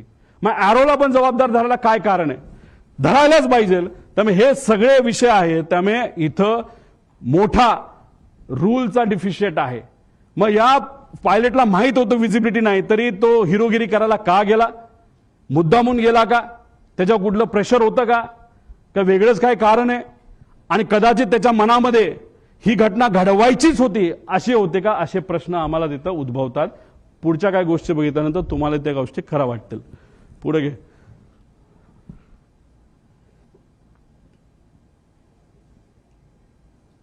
हे ऐका. दरवेळेचा जो आवाज असतो विमानाचा, आम्हाला तिथं आता धावपट्टीजवळ असल्यामुळे आम्हाला माहिती की विमानाचा कसा आवाज असतो. पण त्या दिवशीचा इतका कर्कश आवाज होता, त्यामुळे आमच्या गावातली बरेचसे महिला पोरं ही सगळी रस्त्यावर येऊन बघत होती की आज विमानाचा असा का आवाज येतोय.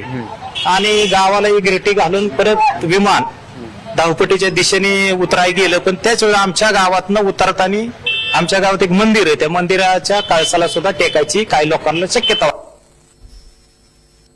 पुढे घे. म्हणजे विमान लँड होण्यापूर्वी जे गाव आहे त्या गावाच्या कळसाला विमान घासून गेलं. म्हणजे 1 मिनिट जो ट्रान्सपॉन्डर बंद झाला होता शेवटचा, जे सॅटेलाइटची कनेक्शन हे मुद्दामून तोडण्यात आलं होतं ट्रान्सपॉन्डर बंद करून, असं आमचं मत आहे. याच्यामध्ये नॉर्मली एमिंग पॉइंट हा पुढे असतो, त्यानंतर मग सेंट्रल लाईन बघितली जाते, लँडिंग डेझिग्नेटर असतो थ्रेशोल्ड, याच्यावर लँड करायचं नसतं, याच्या पुढेच लँड करावं लागतं. आणि ही जर बारामतीची साईड बघितली, थ्रेशोल्ड इथे आहे. आता 1 मिनिट जे ट्रान्सपॉन्डर बंद केला तर त्याचा जर आपल्याकडे डेटा आला असता तर हे बंद पडलं विमान असं आपलं जे दिसतं ते जर झालं नसतं तरी आमचं असं मत आहे की हे विमान इथं येऊन धडकलं असतं. मग कदाचित असं होतं का की इंटेन्शनच होतं विमान लँड करायचं ना, क्रॅश करायचं. कारण तुम्ही 29ला तुमच्याकडे संधी असताना तुम्ही सारखं सारखं या डोंगराळी भागाकडे का जात होता, आणि जर तुम्ही एवढ्या लो आला होता मग कुठंतरी तुम्ही जर ते तिथं बंद पडलं नसतं, नाही तर ते एका बाजूला गेलं नसतं तर तसंही ते जाऊन विमान तिथं धडकू शकलं असतं, असं आम्हाला त्या ठिकाणी भीती आहे. नाही तर आम्हाला त्याबद्दलची त्या ठिकाणी शंका आहे. म्हणजे थ्रेशोल्डच्या खाली म्हणजे हे अनेक असे प्रश्न, म्हणजे एमिंग पॉइंट हा तो तिथली शेवटची बाजू म्हणजे डोंगराळी बाजूच एमिंग पॉइंट होतं का असा प्रश्न त्याच्यामध्ये आहे. आणि त्याच्यातच तो पॉइंट समोर येत असताना कदाचित असंही होऊ शकतं, जेव्हा पाठकाला ते कळालं, त्या ज्या मॅडम होत्या त्यांनी कदाचित मग विमान एका बाजूला ओढण्याचा प्रयत्न केला काय, हे जोपर्यंत ब्लॅक बॉक्स आपल्याला मिळत नाही, जोपर्यंत आपल्याला कम्युनिकेशन त्या कॉकपिटमध्ये काय झालं हे जोपर्यंत कळत नाही, जोपर्यंत इक्विपमेंट मुवमेंट तिथे कळत नाही, तोपर्यंत ह्या गोष्टी आपल्याला कळणार नाही. त्यामुळे ह्या गोष्टींकडे खऱ्या अर्थाने लक्ष देण्याची जरूरत आहे. पुढे आता ह्याच्यामध्ये आपण जर बघितलं तर तुम्ही सुद्धा गाडी चालवत बाहेर जावा, एखादं कुत्रं मध्ये आलं, माणूस मध्ये आला आणि तुम्हाला माहिती आहे आता तुमचा ऍक्सिडेंट होणार आहे, कितीही तुम्ही शांत असला तरी तुम्ही एखादी शिवी द्याल, तुम्ही चिडाल, तुम्ही त्या रागवून बघाल, काहीतरी तुम्ही कराल. आता याच्यामध्ये आपल्यासारखं म्हणजे सामान्य लोकांसारखं कुणी रिॲक्ट केलं, जेव्हा 8:43:55 फील्ड इन साईड जेव्हा पाठक मॅडम त्या ठिकाणी बोलल्या, तेव्हा तिथं 8:44:13 म्हणजे जेव्हा ते टिल्ट झालं तेव्हा मॅडम म्हणाल्या होत्या ओ शिट ओ शिट. हे त्यांचं रिॲक्शन आहे, हे त्या मॅडमचं रिॲक्शन आहे, को पायलटचं रिॲक्शन आहे.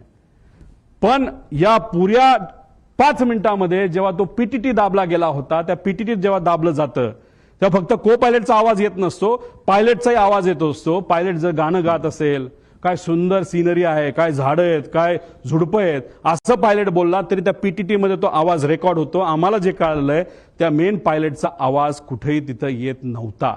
मग पायलट झोपला होता का डोज ऑफ झाला होता का वेगळंच काहीतरी झालं होतं का मुद्दामून त्याच्या मनामध्ये एक निश्चय त्याचा होता की आता आपल्याला हे विमान काही झालं तरी जमिनीवर त्या ठिकाणी घेऊन जायचं आणि ऍक्सिडेंटच घडवायचा, असे अनेक प्रश्न निर्माण होतात.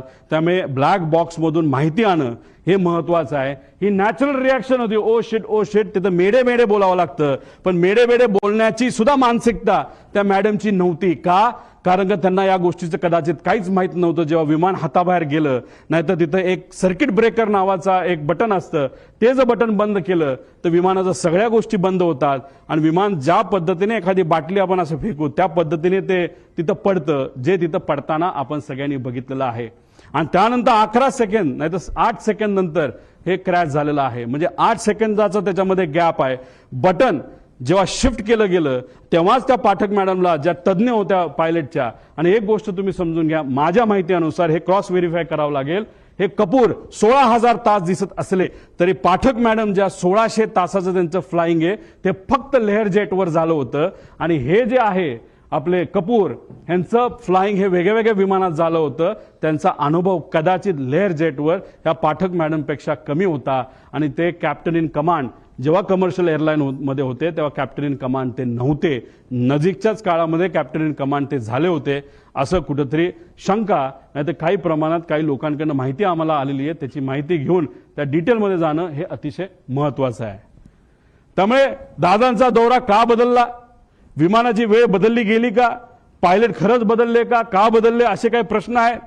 मग त्यानंतर केंद्रीय विमान मंत्रालयाचा अहवाल आला का, एटीसी ट्रान्सक्रिप्ट आणि या अहवालामध्ये का त्याच्यामध्ये डिस्परन्सी आली, का त्याच्यामध्ये फरक आलेला आहे, मधील वेळेची विसंगती का आली, पायलट रडारचा 1 मिनिट आधीच ते जो ट्रान्सपॉन्डर आहे तो का बंद झाला, का बंद केला गेला, व्हिजिबिलिटी कमी असताना सुद्धा टेक ऑफ का झालं, जर टेक ऑफ पुण्याचं एअरपोर्ट बॅकअप पकडून केलं असेल तर लँड करण्याचा प्रयत्न का तिथं झाला, असा आमचा प्रश्न आहे.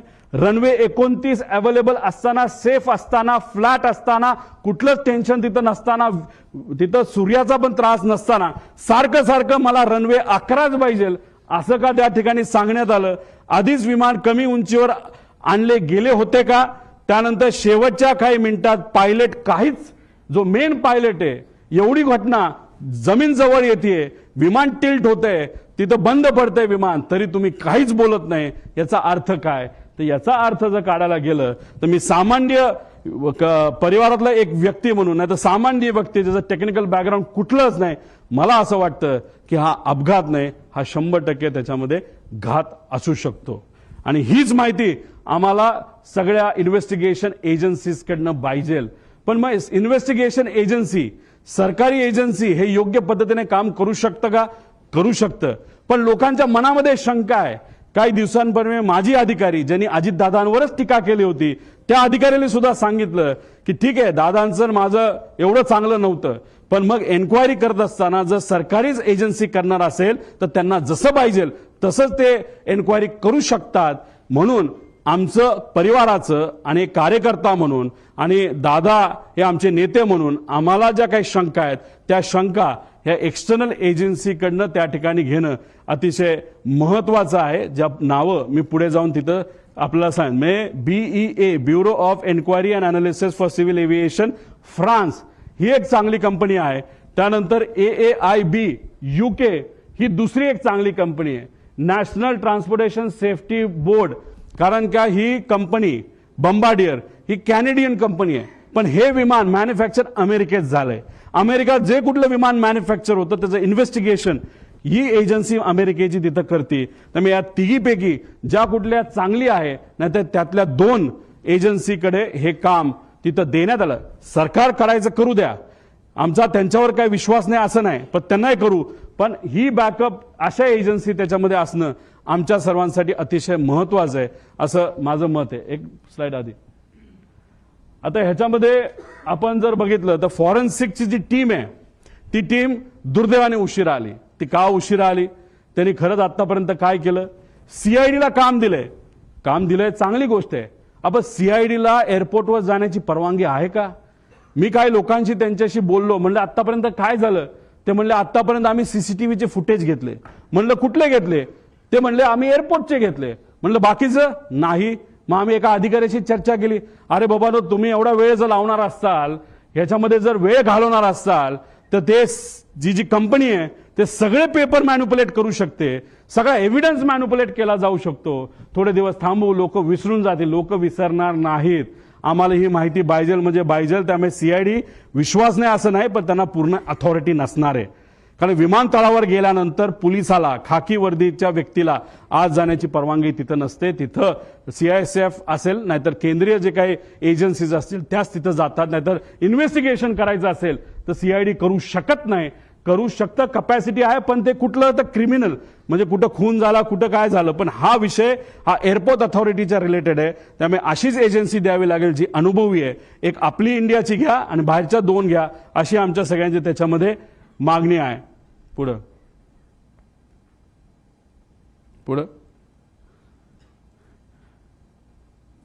हे सगळे विषय आहेत. आणि एक महत्वाचा विषय तुम्हाला सांगतो की जेव्हा केव्हा तुम्ही पूर्वीच्या दादांचे व्हिडिओज तिथं बघितले असतील, त्या व्हिडिओजमध्ये दादा प्लॅस्टिकची बॉटल घेऊन तिथं काही गोष्टी करताना बघितलं असेल. पाणी पिताना प्लॅस्टिकच्या बॉटलमध्ये पाणी पिताना तुम्ही बघितलं असेल. आणि मग पण नजीकच्या काळामध्ये म्हणजे हे जे काय आहे,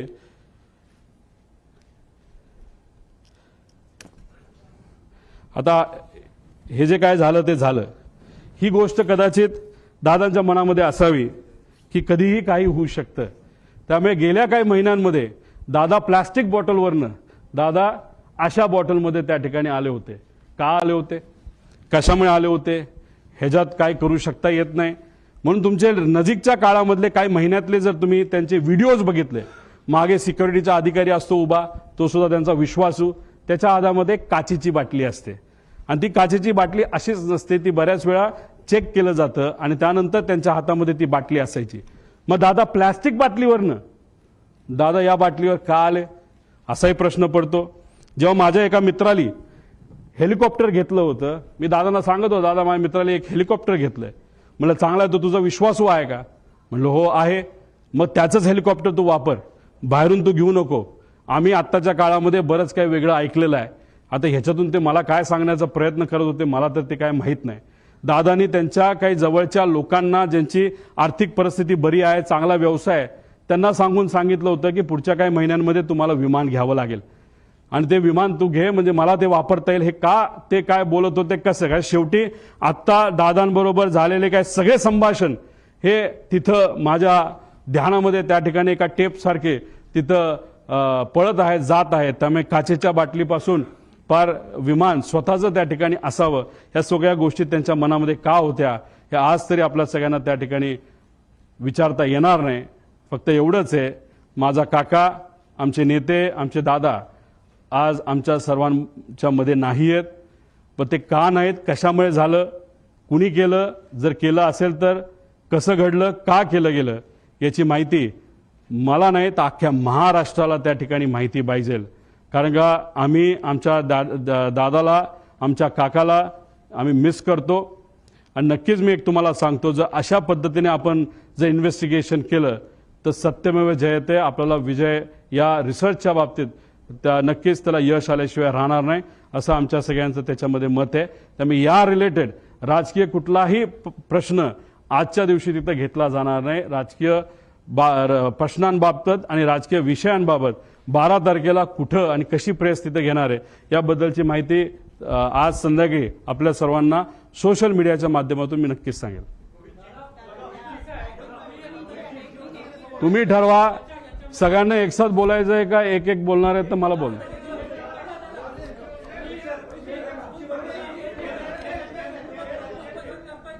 हा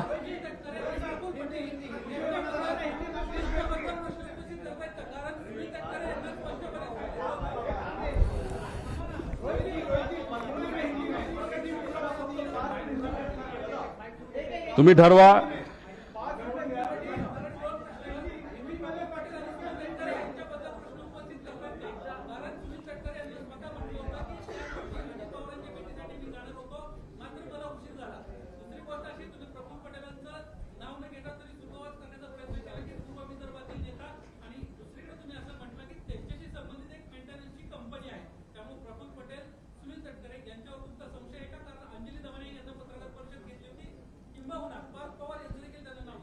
एक तुम्ही समजून घ्या,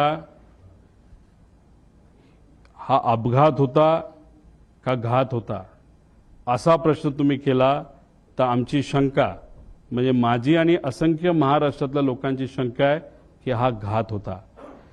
आता तुम्ही जर प्रेझेंटेशन बघितलं असेल तर 60-70 पानाचं मी प्रेझेंटेशन केलं. एक एक गोष्ट जी घडली, कशी घडली, कोण बैठकीला आलं होतं, कोणाचं विमान होतं, कोणाचं काय होतं, जी काय माहिती आमच्यापर्यंत आली ती माहिती ही तुमच्यापर्यंत पोहोचवलेली आहे. या प्रेझेंटेशनच्या माध्यमातून यांच्यावर ऑब्जेक्शन घेतोय, शंका घेतोय का त्यांच्यावर शंका घेतोय असं अजिबात कुठंच नाही. मी वस्तुस्थिती तुम्हाला सांगितली. पण या बाबतीत विमान कंपनी जी VSR आहे, एरो नावाची हँडलिंग कंपनी आणि जो कपूर नावाचा पायलट होता, या 3 कंपन्या आणि व्यक्तीवर आमची शंका आहे.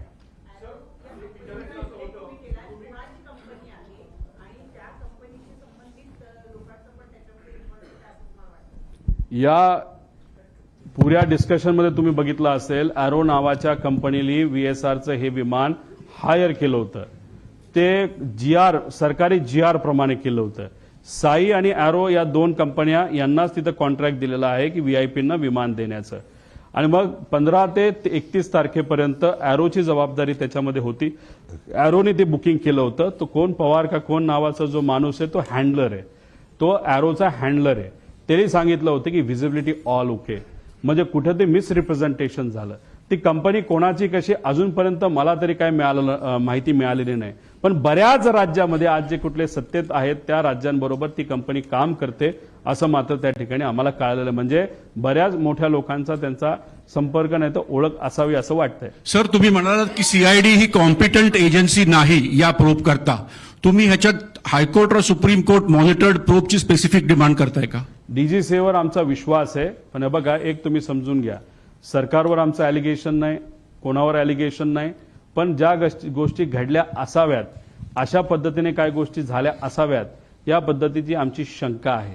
ती शंका पूर्ण करत असताना सीआयडी बद्दल आपल्या सगळ्यांना माहिती आहे. आता तिथं विमानाच्या म्हणजे एअरपोर्टवर पोलीस अधिकाऱ्यांना अलाउड नसतं, मग सीआयडी ह्या गोष्टी कशा करू शकतं? कारण हे शेवटी एक्सपर्ट ओपिनियन याच्यामध्ये लागणार आहे. मग एक्सपर्ट ओपिनियन कोणाकडे? अशा भारताच्या बाहेरच्या 1-2 कंपन्या तुम्ही हायर करा, या इन्व्हेस्टिगेशनमध्ये त्यांना तुम्ही ताकद घ्या. डीजीसीएला सुद्धा एक टीम तुम्ही त्या ठिकाणी तयार करा.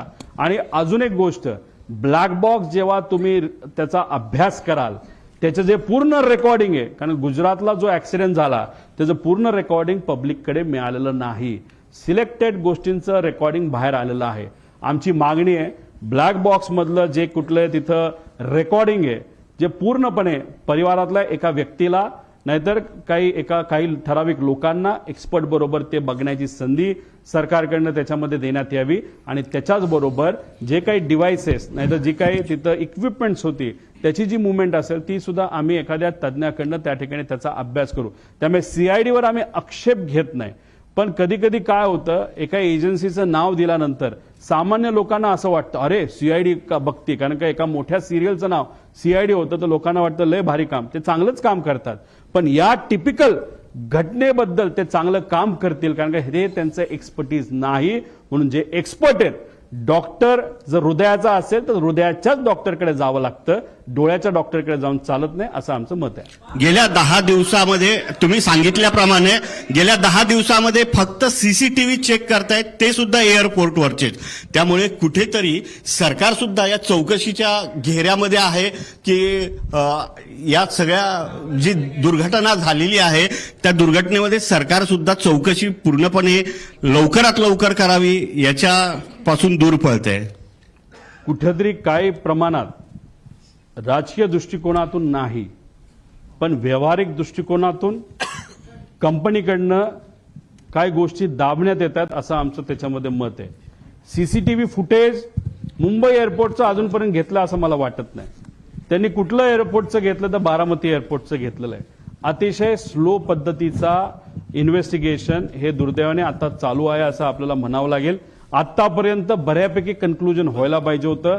महाराष्ट्राचा या देशातलं सगळ्यात प्रगतिशील राज्य, त्याचा उपमुख्यमंत्री, या राज्यातला सर्वात जे काही प्रमुख 3 मोठे नेते असतील त्यातला एक नेता हा एका अपघातात त्या ठिकाणी मृत्युमुखी पडतो आणि त्याच्या बाबतीत तुम्ही काहीच जर तिथं इन्व्हेस्टिगेशन करत नसाल नाही तर संत गतीने करत असाल तर असं थोडंसं दिसतं की या इन्व्हेस्टिगेशनमध्ये काही लोकांना कदाचित रसच नाही. पण अशी गोष्ट दिसू नये.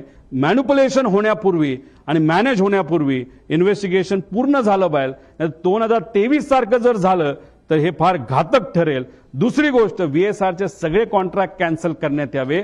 अजून सुद्धा VIP त्यांच्याच विमानाने तिथे ट्रॅव्हल करतायत, त्यांच्या सुद्धा जीवाला धोका हा होऊ शकतो. त्यामुळे त्याच्या सगळ्या सर्व्हिसेस तुम्ही कॅन्सल करा आणि सगळ्या लोकांना तुम्ही ताब्यात घेऊन प्रॉपर इन्व्हेस्टिगेशन करा असं आमचं मत आहे.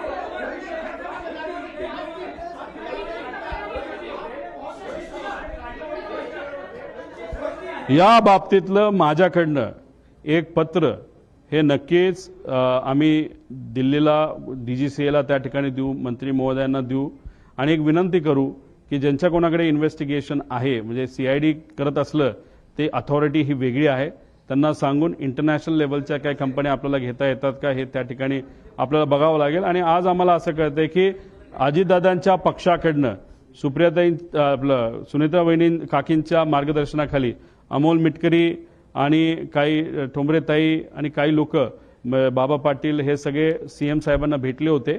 एक त्यांनी तिथं पत्र दिलंय. म्हणजे त्यांच्याच पक्षातल्या काही आमदारांना आणि कार्यकर्त्यांना आणि पदाधिकाऱ्यांना शंका या बाबतीतली आम्हाला सुद्धा तशीच शंका आहे. त्यामुळे इन्व्हेस्टिगेशन प्रॉपर व्हावं यासाठी योग्य त्या अथॉरिटीला आम्ही सुद्धा पत्र देऊ.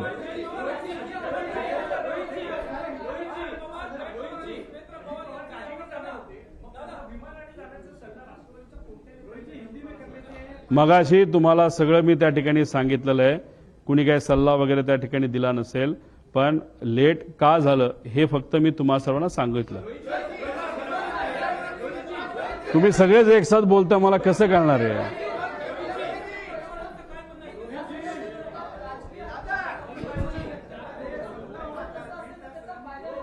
या विषयाचं मला कुठेही राजकारण तिथं करायचं नाही. मी कुठंच काय तिथं बोलत नाही की कुठल्या राजकीय पक्षाचा याच्यामध्ये इन्व्हॉल्वमेंट आहे.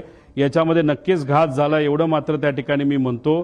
कसं झालं, का झालं, कोणामुळे झालं, काय झालं हे लोकांसमोर आलं पाहिजे आणि इन्व्हेस्टिगेशन ही प्रॉपर त्या ठिकाणी झाली पाहिजे. एवढंच या प्रेझेंटेशनच्या माध्यमातून मी सांगण्याचा प्रयत्न करतो. मराठीचे शेवटचे 2 प्रश्न घ्या, म्हणजे मी हिंदीत बोलतो. दोन मराठी.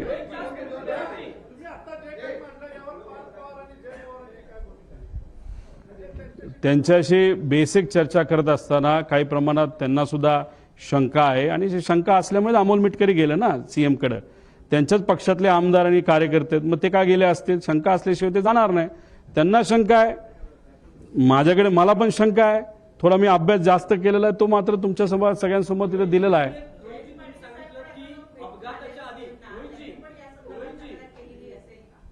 नाही, या बाबतीतलं मला काय माहीत नाही, कारण मी अजून कोणाच्याच संपर्कात नाही.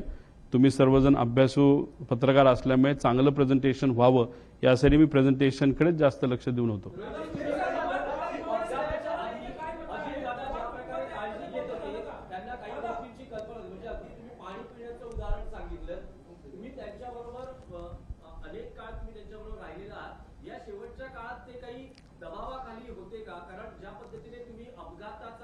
संशय व्यक्त करतात, काही तुम्हाला त्यामागे घातपातामागे काही वाटतंय का की कोणी असू शकतं किंवा काय कारण प्राथमिक अंदाज असू शकतो? अजितदादांवर दबाव टाकणं तसं सोपं नव्हतं.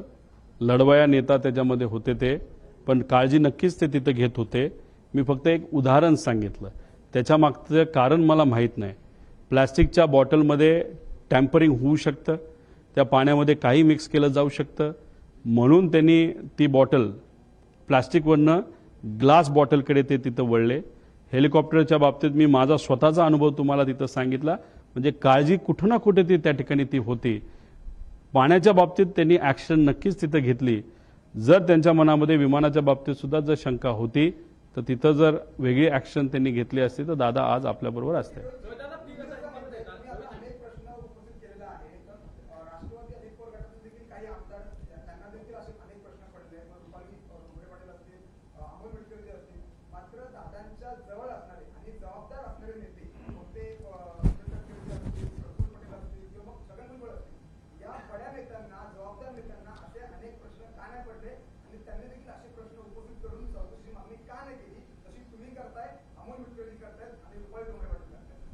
त्या सर्व नेत्यांना जी कुठली सत्ता आज आपली आहे या राज्यामध्ये ती मेंटेन करण्यासाठी ती सत्ता तशीच राहावी यासाठी त्या पक्षाचे प्रमुख नेते म्हणून त्यांना कदाचित ती गोष्ट थोडीशी जास्त महत्त्वाची वाटली असावी. आणि हीच गोष्ट करत असताना कुठेतरी मेन विषयाकडे लक्ष न जाता दुसऱ्याच विषयाकडे त्यांचं लक्ष गेल्यामुळे कदाचित काकींची इच्छा नसताना सुद्धा शपथविधीला सुद्धा काही प्रमाणात घाई ही त्यांच्याकडनं तिथं झाली. सगळ्यांच्या प्रायोरिटी आणि महत्त्वाच्या गोष्टी वेगळ्या असतात. आम्ही आज दुःखात आहोत. आम्हाला माहिती पाहिजे की काका, आमचे दादा, हा जो ॲक्सिडेंट झाला तो कशामुळे झाला, ही आमची प्रायोरिटी आहे. हे आमच्यासाठी महत्त्वाचं आहे. आणि हीच गोष्ट काकींसाठी सुद्धा महत्त्वाची आहे, पार्थ आणि जयला पण महत्त्वाची आहे. पण ह्या नेत्यांना काय महत्त्वाचं आहे हे मी सांगण्यापेक्षा गेल्या 13 दिवसामध्ये लोकांनीच बऱ्याच काही गोष्टी तुमच्या माध्यमातून बघितलेल्या आहेत.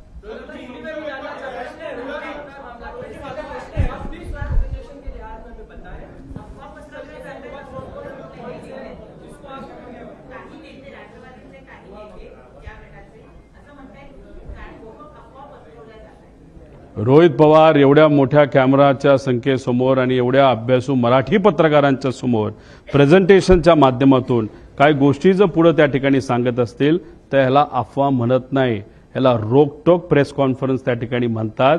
आणि त्यांच्यात आणि आमच्यात हाच फरक आहे. ते काय काय म्हणेना, आम्हाला काही घेणं देणं नाही. ते जे कुठले नेते असतील 4-5 त्यांचा पक्षच वेगळा आहे आणि आमचा पक्ष वेगळा आहे. काका मात्र आमचे त्या ठिकाणी गेलेले आहेत. त्यामुळे काकांच्या बाबतीत काय घडलं हे मला तरी माहिती पाहिजे, त्यांना माहिती नको असेल तर तो त्यांचा विषय आहे.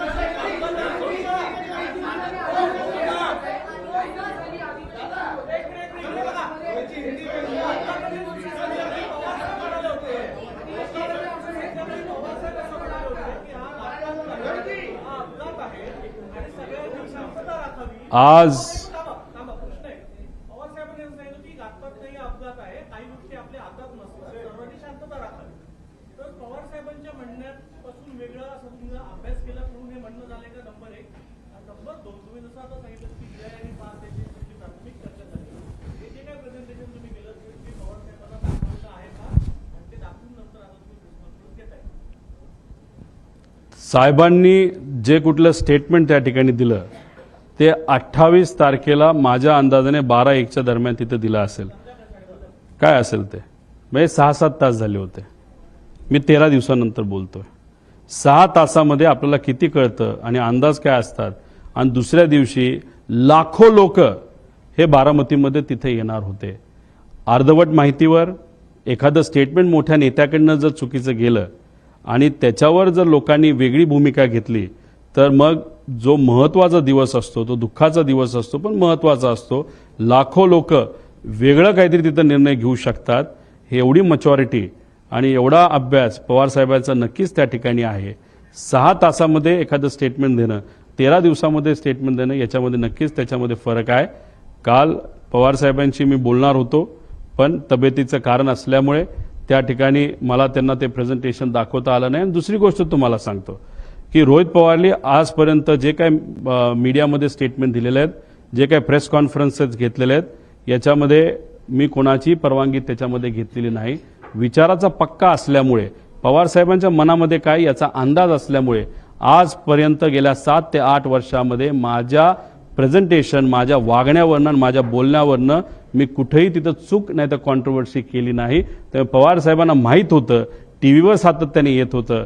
पण साहेबांचा माझ्यावर विश्वास असल्यामुळे साहेबांनी मलाही विचारलं नाही आणि मी त्यांना हे प्रेझेंटेशन तिथं दाखवलेलं नाही. दादा, तुम्ही जे म्हणताय जे काही मॅनिप्युलेशन झाले त्याच्यामध्ये हा एक व्यापक गट आहे असं तुम्हाला वाटतं की फक्त त्या गैरमानिकता, अतिघाई किंवा अतिविश्वास घडला हे नक्की काय की सगळं? आता वैमानिक कसा होता, काय होता, त्याचं फायनान्शियल बॅकग्राऊंड काय, अजून कुठले विषय आहेत का, डिप्रेशनमध्ये होता का, मेंटल स्टेट त्याची कशी होती, DGCAचे मेंटल स्टेटचे काही त्या नॉर्म्स आहेत, त्या मेंटल स्टेटचा वापर करून प्रेशर टाकून या पायलटच्या माध्यमातून हा घात घडून आणला. अनेक प्रश्न आहेत. त्यामुळे या प्रश्नावर कुठं ती एक इन्व्हेस्टिगेशन होणं महत्त्वाचं आहे. मी मगाशी तुम्हाला सांगितलं इथं मला राजकीय कुठंच काय बोलायचं नाही. घातपात आहे का तर त्याची शंका 100% आहे. राजकारण हे मी आणत नसल्यामुळे राजकीय आहे का नाही याचा मी विचार सुद्धा केलेला नाही.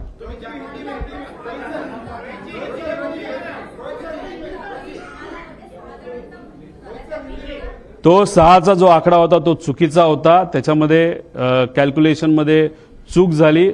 तो जो मेन रिपोर्ट असतो की किती लोक त्या विमानामध्ये आहे तो रिपोर्ट आमच्याकडे आहे. त्यामुळे उगाच दाखवायचं आणि प्रेझेंटेशन लांबवायचं म्हणून नको त्या गोष्टी याच्यामध्ये दिलेल्या नाहीत. त्यामुळे त्या 6च्या आकड्याला कुठंच काही महत्त्व नाही.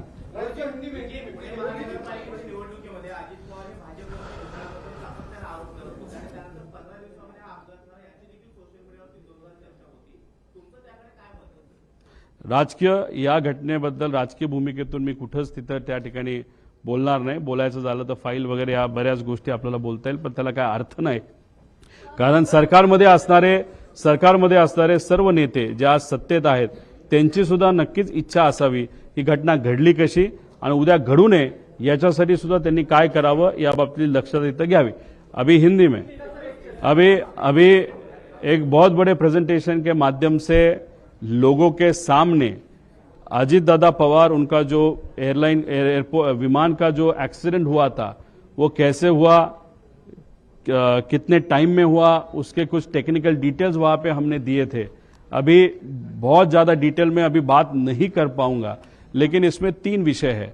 एक तो जो VSR नाम की कंपनी है, वो जिस तरीके से ऑपरेट करती है उसमें बहुत सारे इश्यूज है, बहुत सारे शॉर्टकट्स ये कंपनी वहां पे इस्तेमाल करती है, मेंटेनेंस में बहुत सारे इश्यूज है। तो हमें ये विषय में इन्वेस्टिगेशन करते वक्त VSR इस कंपनी को प्रॉपरली इन्वेस्टिगेट करने की जरूरत है। यूरोपियन जो एविएशन एक एजेंसी है, उन्होंने VSR को बैन किया है।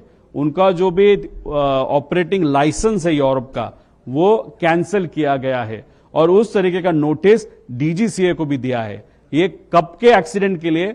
2023 के एक्सीडेंट के लिए। लेकिन अभी तक DGCA ने कोई भी वहां पे एक्शन नहीं ली और VSR के माध्यम से भी अभी तक यूरोपियन एजेंसी को इंफॉर्मेशन दी नहीं गई। और 2023 में जो मुंबई में एक्सीडेंट हुआ था और दादा का जो एक्सीडेंट हुआ था, वो सेम कंपनी के प्लेन थे। और जैसे कि बम्बार्डियर, लेयरजेट, शायद थोड़ा सा साइज में फर्क हो सकता है, लेकिन ऑपरेटर कौन था? तो वो VSR ही वो ऑपरेटर था। अभी मुंबई में जो एक्सीडेंट वहां पे हुआ, उसकी इंफॉर्मेशन और उसका इन्वेस्टिगेशन 2 साल तक अभी तक पूरा नहीं हुआ।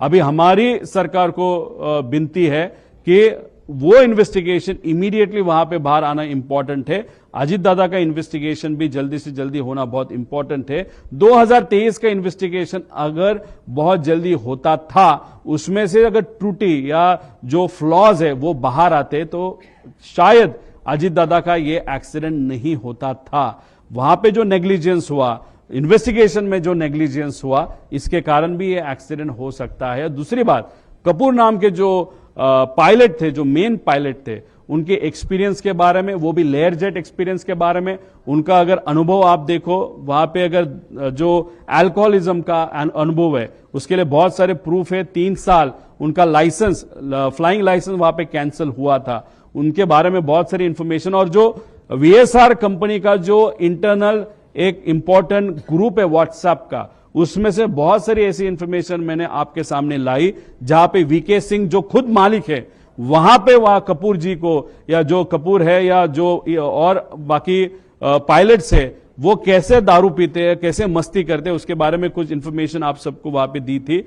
दूसरी बात, जो PIB पे इंफॉर्मेशन आप सबको प्रेस ब्यूरो पे, इंडिया ब्यूरो पे जो इंफॉर्मेशन वहां पे आई है, वो इंफॉर्मेशन DGCA ने वहां पे दी है। लेकिन अगर ATC का ट्रांसक्रिप्ट आप देखो, तो टाइमिंग में बहुत बड़ा फर्क वहां पे दिख रहा है। इसलिए इन्वेस्टिगेशन जो हो रहा है, उसमें प्रॉपर इन्वेस्टिगेशन नहीं हो रहा, ऐसे हम सबका कहना है। बारामती में सामने और पीछे एक ही जो लैंडिंग स्ट्रिप है, एक साइड को जो ऊंची है उसको 11 नंबर कहा जाता है, और जो फ्लैट है उसको 29 नंबर कहा जाता है। शुरुआत में ये जो विमान है, जो अजीत दादा को लेके वहां पे जा रहा था, उन्होंने 29 नंबर का साइड वहां पे ATC से परमिशन मांगी थी। वहां पे आगे सन भी नहीं था और फ्लैट लैंड था, वो लैंड हो सकते थे, लेकिन अचानक से उन्होंने 11 का लैंडिंग वहां पे मांगा। फिर उन्होंने टर्न अराउंड लिया, वापस 29 का मांगा, वापस कैंसिल किया, वापस 11 का वहां पे मांगा। वहां पे अनफॉर्चुनेटली थोड़ा सा हायर सेक्शन होने के कारण वहां पे एक्सीडेंट हुआ था। दूसरी बात, जो अगर ट्रांसक्रिप्ट आप देखो जो ATS का है, उसमें टाइमिंग और उसमें जो भी वहां पे बताया गया है, उसका अगर कैलकुलेशन अगर आप करो, और जो सैटेलाइट से ये प्लेन कनेक्ट होता है, उसका ट्रांसपॉन्डर 1 मिनट पहले बंद किया गया था। तो 1 मिनट पहले तक प्लेन की हाइट, स्पीड, लेंथ और उसका alignment to the landing strip was okay. But 1 minute में ऐसा क्या हो गया कि ट्रांसपॉन्डर बंद किया गया, और उस 1 मिनट में ये प्लेन शायद बहुत नीचे आया था और वो घटना वहां पे घटी। वो स्टॉल क्यों हुआ, उसके बहुत सारे अलग अलग कारण है, लेकिन उसमें से एक कारण ये मैनुअल इंटरवेंशन, वो भी वहां पे हो सकता है। इस सबको देखने के बाद, वो जो भी ट्रांसक्रिप्ट पढ़ने के बाद, सुनने के बाद, हम सबको ऐसे थोड़ा सा लगता है कि ये जो पायलट है, उनको अल्कोहलिज्म का थोड़ा सा गलत अनुभव उनका था। इंफॉर्मेशन उसके बारे में बहुत सारी है, और उसी के साथ जो ट्रांसक्रिप्ट में पाठक मैम जो है, जो वैमानिक को पायलट है, उनका आवाज आ रहा है, लेकिन कॉकपिट में और किसी का आवाज वहां पे PTT के माध्यम से वहां पे सुनाई नहीं दे रहा। तो उसमें वो पायलट क्यों नहीं बात कर रहा? और एंड का अगर संभाषण अगर आप देखो या कॉन्वर्सेशन आप देखो तो पाठक मैम वहां पे ओ शिट मतलब जनरली मेरे मेरे बोला जाता है ओ शिट, क्योंकि जब आपको डेथ आपके सामने दिखती है तब आपका दिमाग नहीं चलता, आपके मन में जो है वो बाहर आता है। ऐसे वो कॉमन मैन की तरह वो जो पाठक मैम है उनके माध्यम से वो आवाज तो निकला, लेकिन हमारे मेन पायलट जो थे उनके माध्यम से एक भी आवाज वहां पे नहीं आई। ऐसे बहुत सारे प्रश्न इस प्रेजेंटेशन के माध्यम से 1 घंटा प्रेजेंटेशन चला।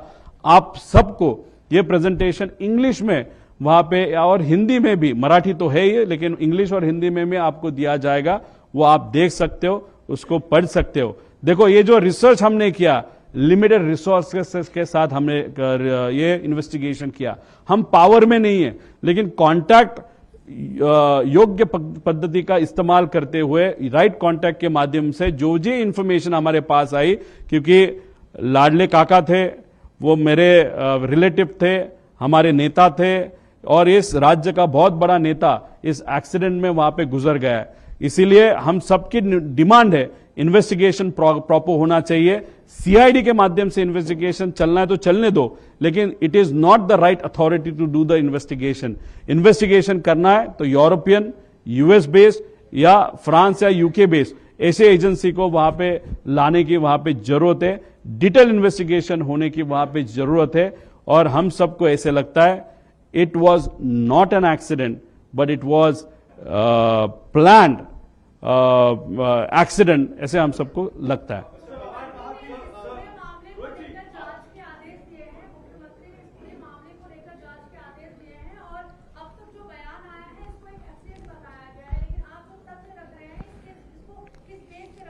मैडम अगर मुझे हार्ट में पेन हो रहा है, चेस्ट में पेन हो रहा है, तो मैं हार्ट के डॉक्टर के पास जाऊंगा, मैं आंखों के डॉक्टर के पास नहीं जाऊंगा। महाराष्ट्र सरकार ने जो इन्वेस्टिगेशन एजेंसी वहां पे दी है वो सीआईडी दी है। सीआईडी को प्लेन के बारे में क्या मालूम है? सीआईडी को प्लेन के टेक्निकल डेटा के बारे में क्या मालूम है? अगर दिल्ली में कुछ विषय है, उसका ऑफिस दिल्ली में वीएसआर का, तो दिल्ली में सीआईडी जा सकती है क्या? तो हम सबका कहना है कि सिर्फ सीआईडी देने के लिए मत दो, टेक्निकल प्रॉपर इन्वेस्टिगेशन एजेंसी होने की जरूरत है। आप डीजीसीए के माध्यम से इन्वेस्टिगेशन करो, लेकिन हम सबकी मांगनी है फ्रांस, यूके या यूएस बेस्ड जिसके नाम मैंने वहां पे दिए थे उनके माध्यम से भी ये इन्वेस्टिगेशन होना चाहिए।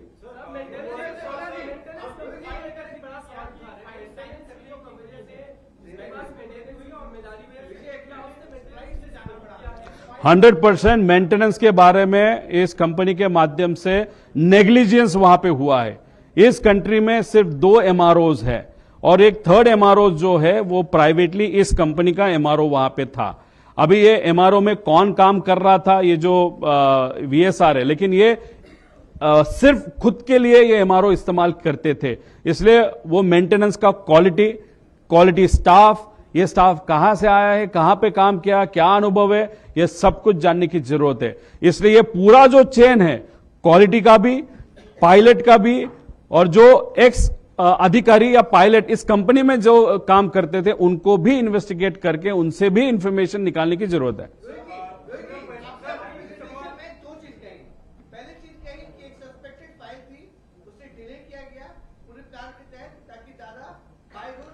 सर मैं आपको कहना चाहता हूं, प्लानिंग ब्लिनिंग वहां पे मैं कुछ बोला नहीं था। मेरा कहना इतना ही है, अगर दादा का प्रेफरेंस अगर आप देखो तो उनका प्रेफरेंस रोड ट्रैवल होता है। 27 तारीख को दोपहर को कैबिनेट का मीटिंग होने के बाद 3-4 घंटा दादा ने खुद के ऑफिस के लिए, पार्टी के लिए, पार्टी के नेताओं के लिए और उनके ऑफिस का या पार्टी के जो पदाधिकारी है या जो ऑफिस का स्टाफ है उनके लिए वहां पे दिया था। अभी अगर 5 तक 5:30 तक जैसे प्लान मीटिंग्स थे वो मीटिंग्स अगर होती थी तो दादा गाड़ी से पूना तक और पूना दूसरे दिन 28 को सुबह पूना से बारामती तक वहां पे पहुंच सकते थे। डिले किसके कारण हुआ वो इंफॉर्मेशन मैंने आप सबको दी। It is just an information, that is not an allegation, please note.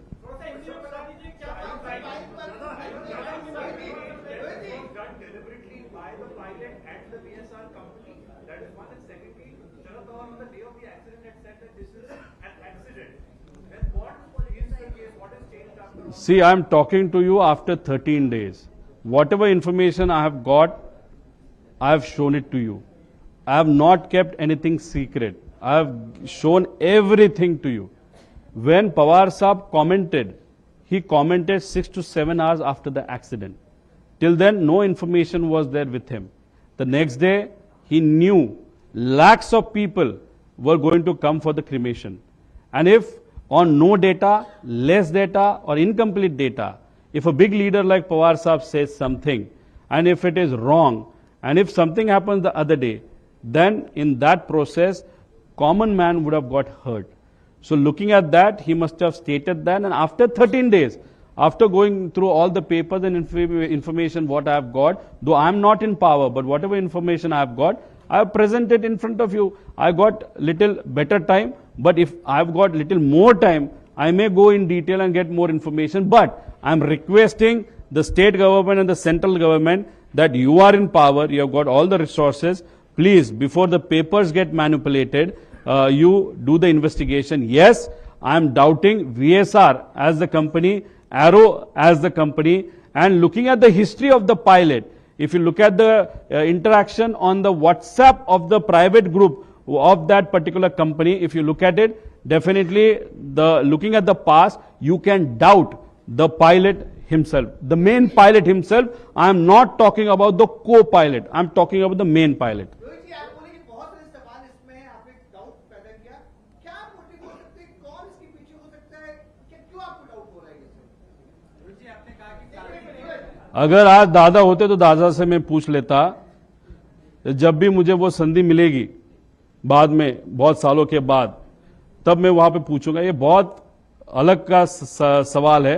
देखो, अभी ये चीजें मुझे मालूम नहीं, जो मालूम है मैंने दिखाई, इसमें से इन्वेस्टिगेशन अभी होगा और इस इन्वेस्टिगेशन के माध्यम से पता चलेगा क्यों ये किया गया, किस लिए, क्या विषय थे, किसका आर्थिक नुकसान वहां पे हो रहा था, कुछ दादा निर्णय लेने वाले थे, दादा के पास कुछ इंफॉर्मेशन था, या दादा कुछ ऐसा निर्णय लेने वाले थे जिसका नुकसान कोई किसी को होने वाला था। ऐसे बहुत सारे प्रश्न वहां पे निर्माण होते हैं, लेकिन कंक्लूजन आज ही आज लेना है क्या? तो नहीं। अगर आज मैं कंक्लूजन यहां पे दूंगा तो मैं पॉलिटिसाइज इस विषय को कर रहा हूं, मेरे काका का एक्सीडेंट को मैं पॉलिटिसाइज कर रहा हूं, ऐसे मुझे लगता है। इसलिए हमको और इंफॉर्मेशन निकालने की जरूरत है। थँक्यू दादा, बस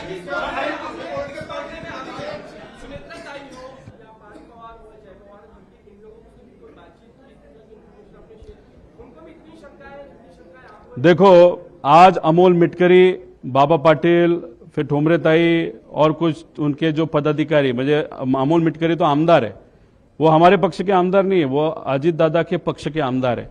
वो खुद मुख्यमंत्री साहब के यहाँ पे गए थे। अभी डेफिनेटली उनके पक्ष में भी चर्चा है, तो उन्होंने पार से पूछा होगा, उन्होंने काकी से पूछा होगा, फिर उन्होंने सीएम के पास वो गए होंगे, तो डेफिनेटली उनके इसमें भी चर्चा चालू है। और दूसरी बात, ये प्रेजेंटेशन मैंने इनको दिखाया कि उनको दिखाया? ये प्रेजेंटेशन मैंने और मेरी टीम ने बनाया, इसलिए मेरे को किसी को दिखाने की जरूरत नहीं। जो मुझे लगा वो यहाँ पे लोगों को वहां पे मैंने दिखाया।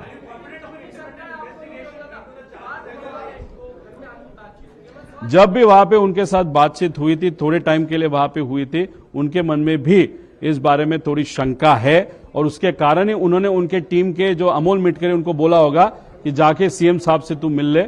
मैं अलग पार्टी का अलग कार्यकर्ता हूं, लेकिन काका तो मेरे भी थे, अंकल मेरे भी थे, इसलिए मुझे तो डाउट है। ये प्रेजेंटेशन के माध्यम से जो आज तक आपके सामने नहीं आया, वो मैं लाने की कोशिश वहां पे किया हूं। See, I am definitely confident that the state government and the central government would appoint an independent agency, that too from the agencies which I have suggested, because the state government and the central government, they also want the actual investigation should happen.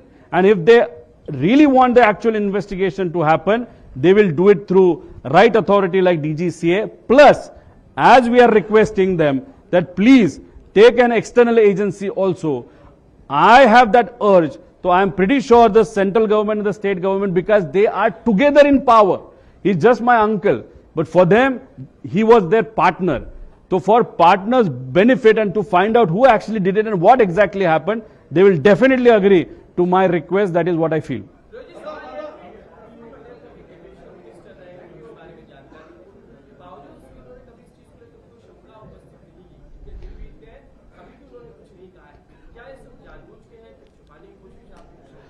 देखो, हमारे लिए यह accident क्यों हुआ, दादा के बारे में ही ये क्यों हुआ, इसके बारे में हमारे मन में बहुत शंका है। ये हमारी प्रायोरिटी है और इस प्रायोरिटी के लिए हमने खुद वहां पे इन्वेस्टिगेशन की है।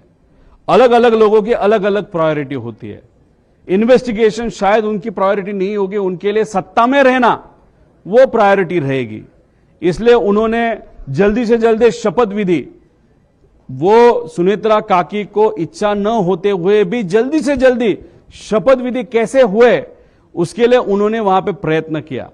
अगर उनके इतने कांटेक्ट है, वो इतना, अगर वो पहले एविएशन मिनिस्ट्री वहां पे रहे, एमआरओ उनका खुद का है या उनके पार्टनरशिप है, मतलब मेंटेनेंस कैसे होता है वो उनको मालूम है, और वो दादा के दोस्त थे, दादा के साथ वो रहे हैं, तो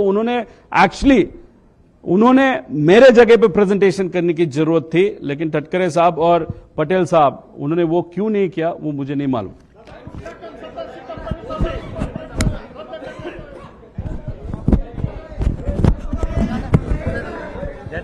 माइक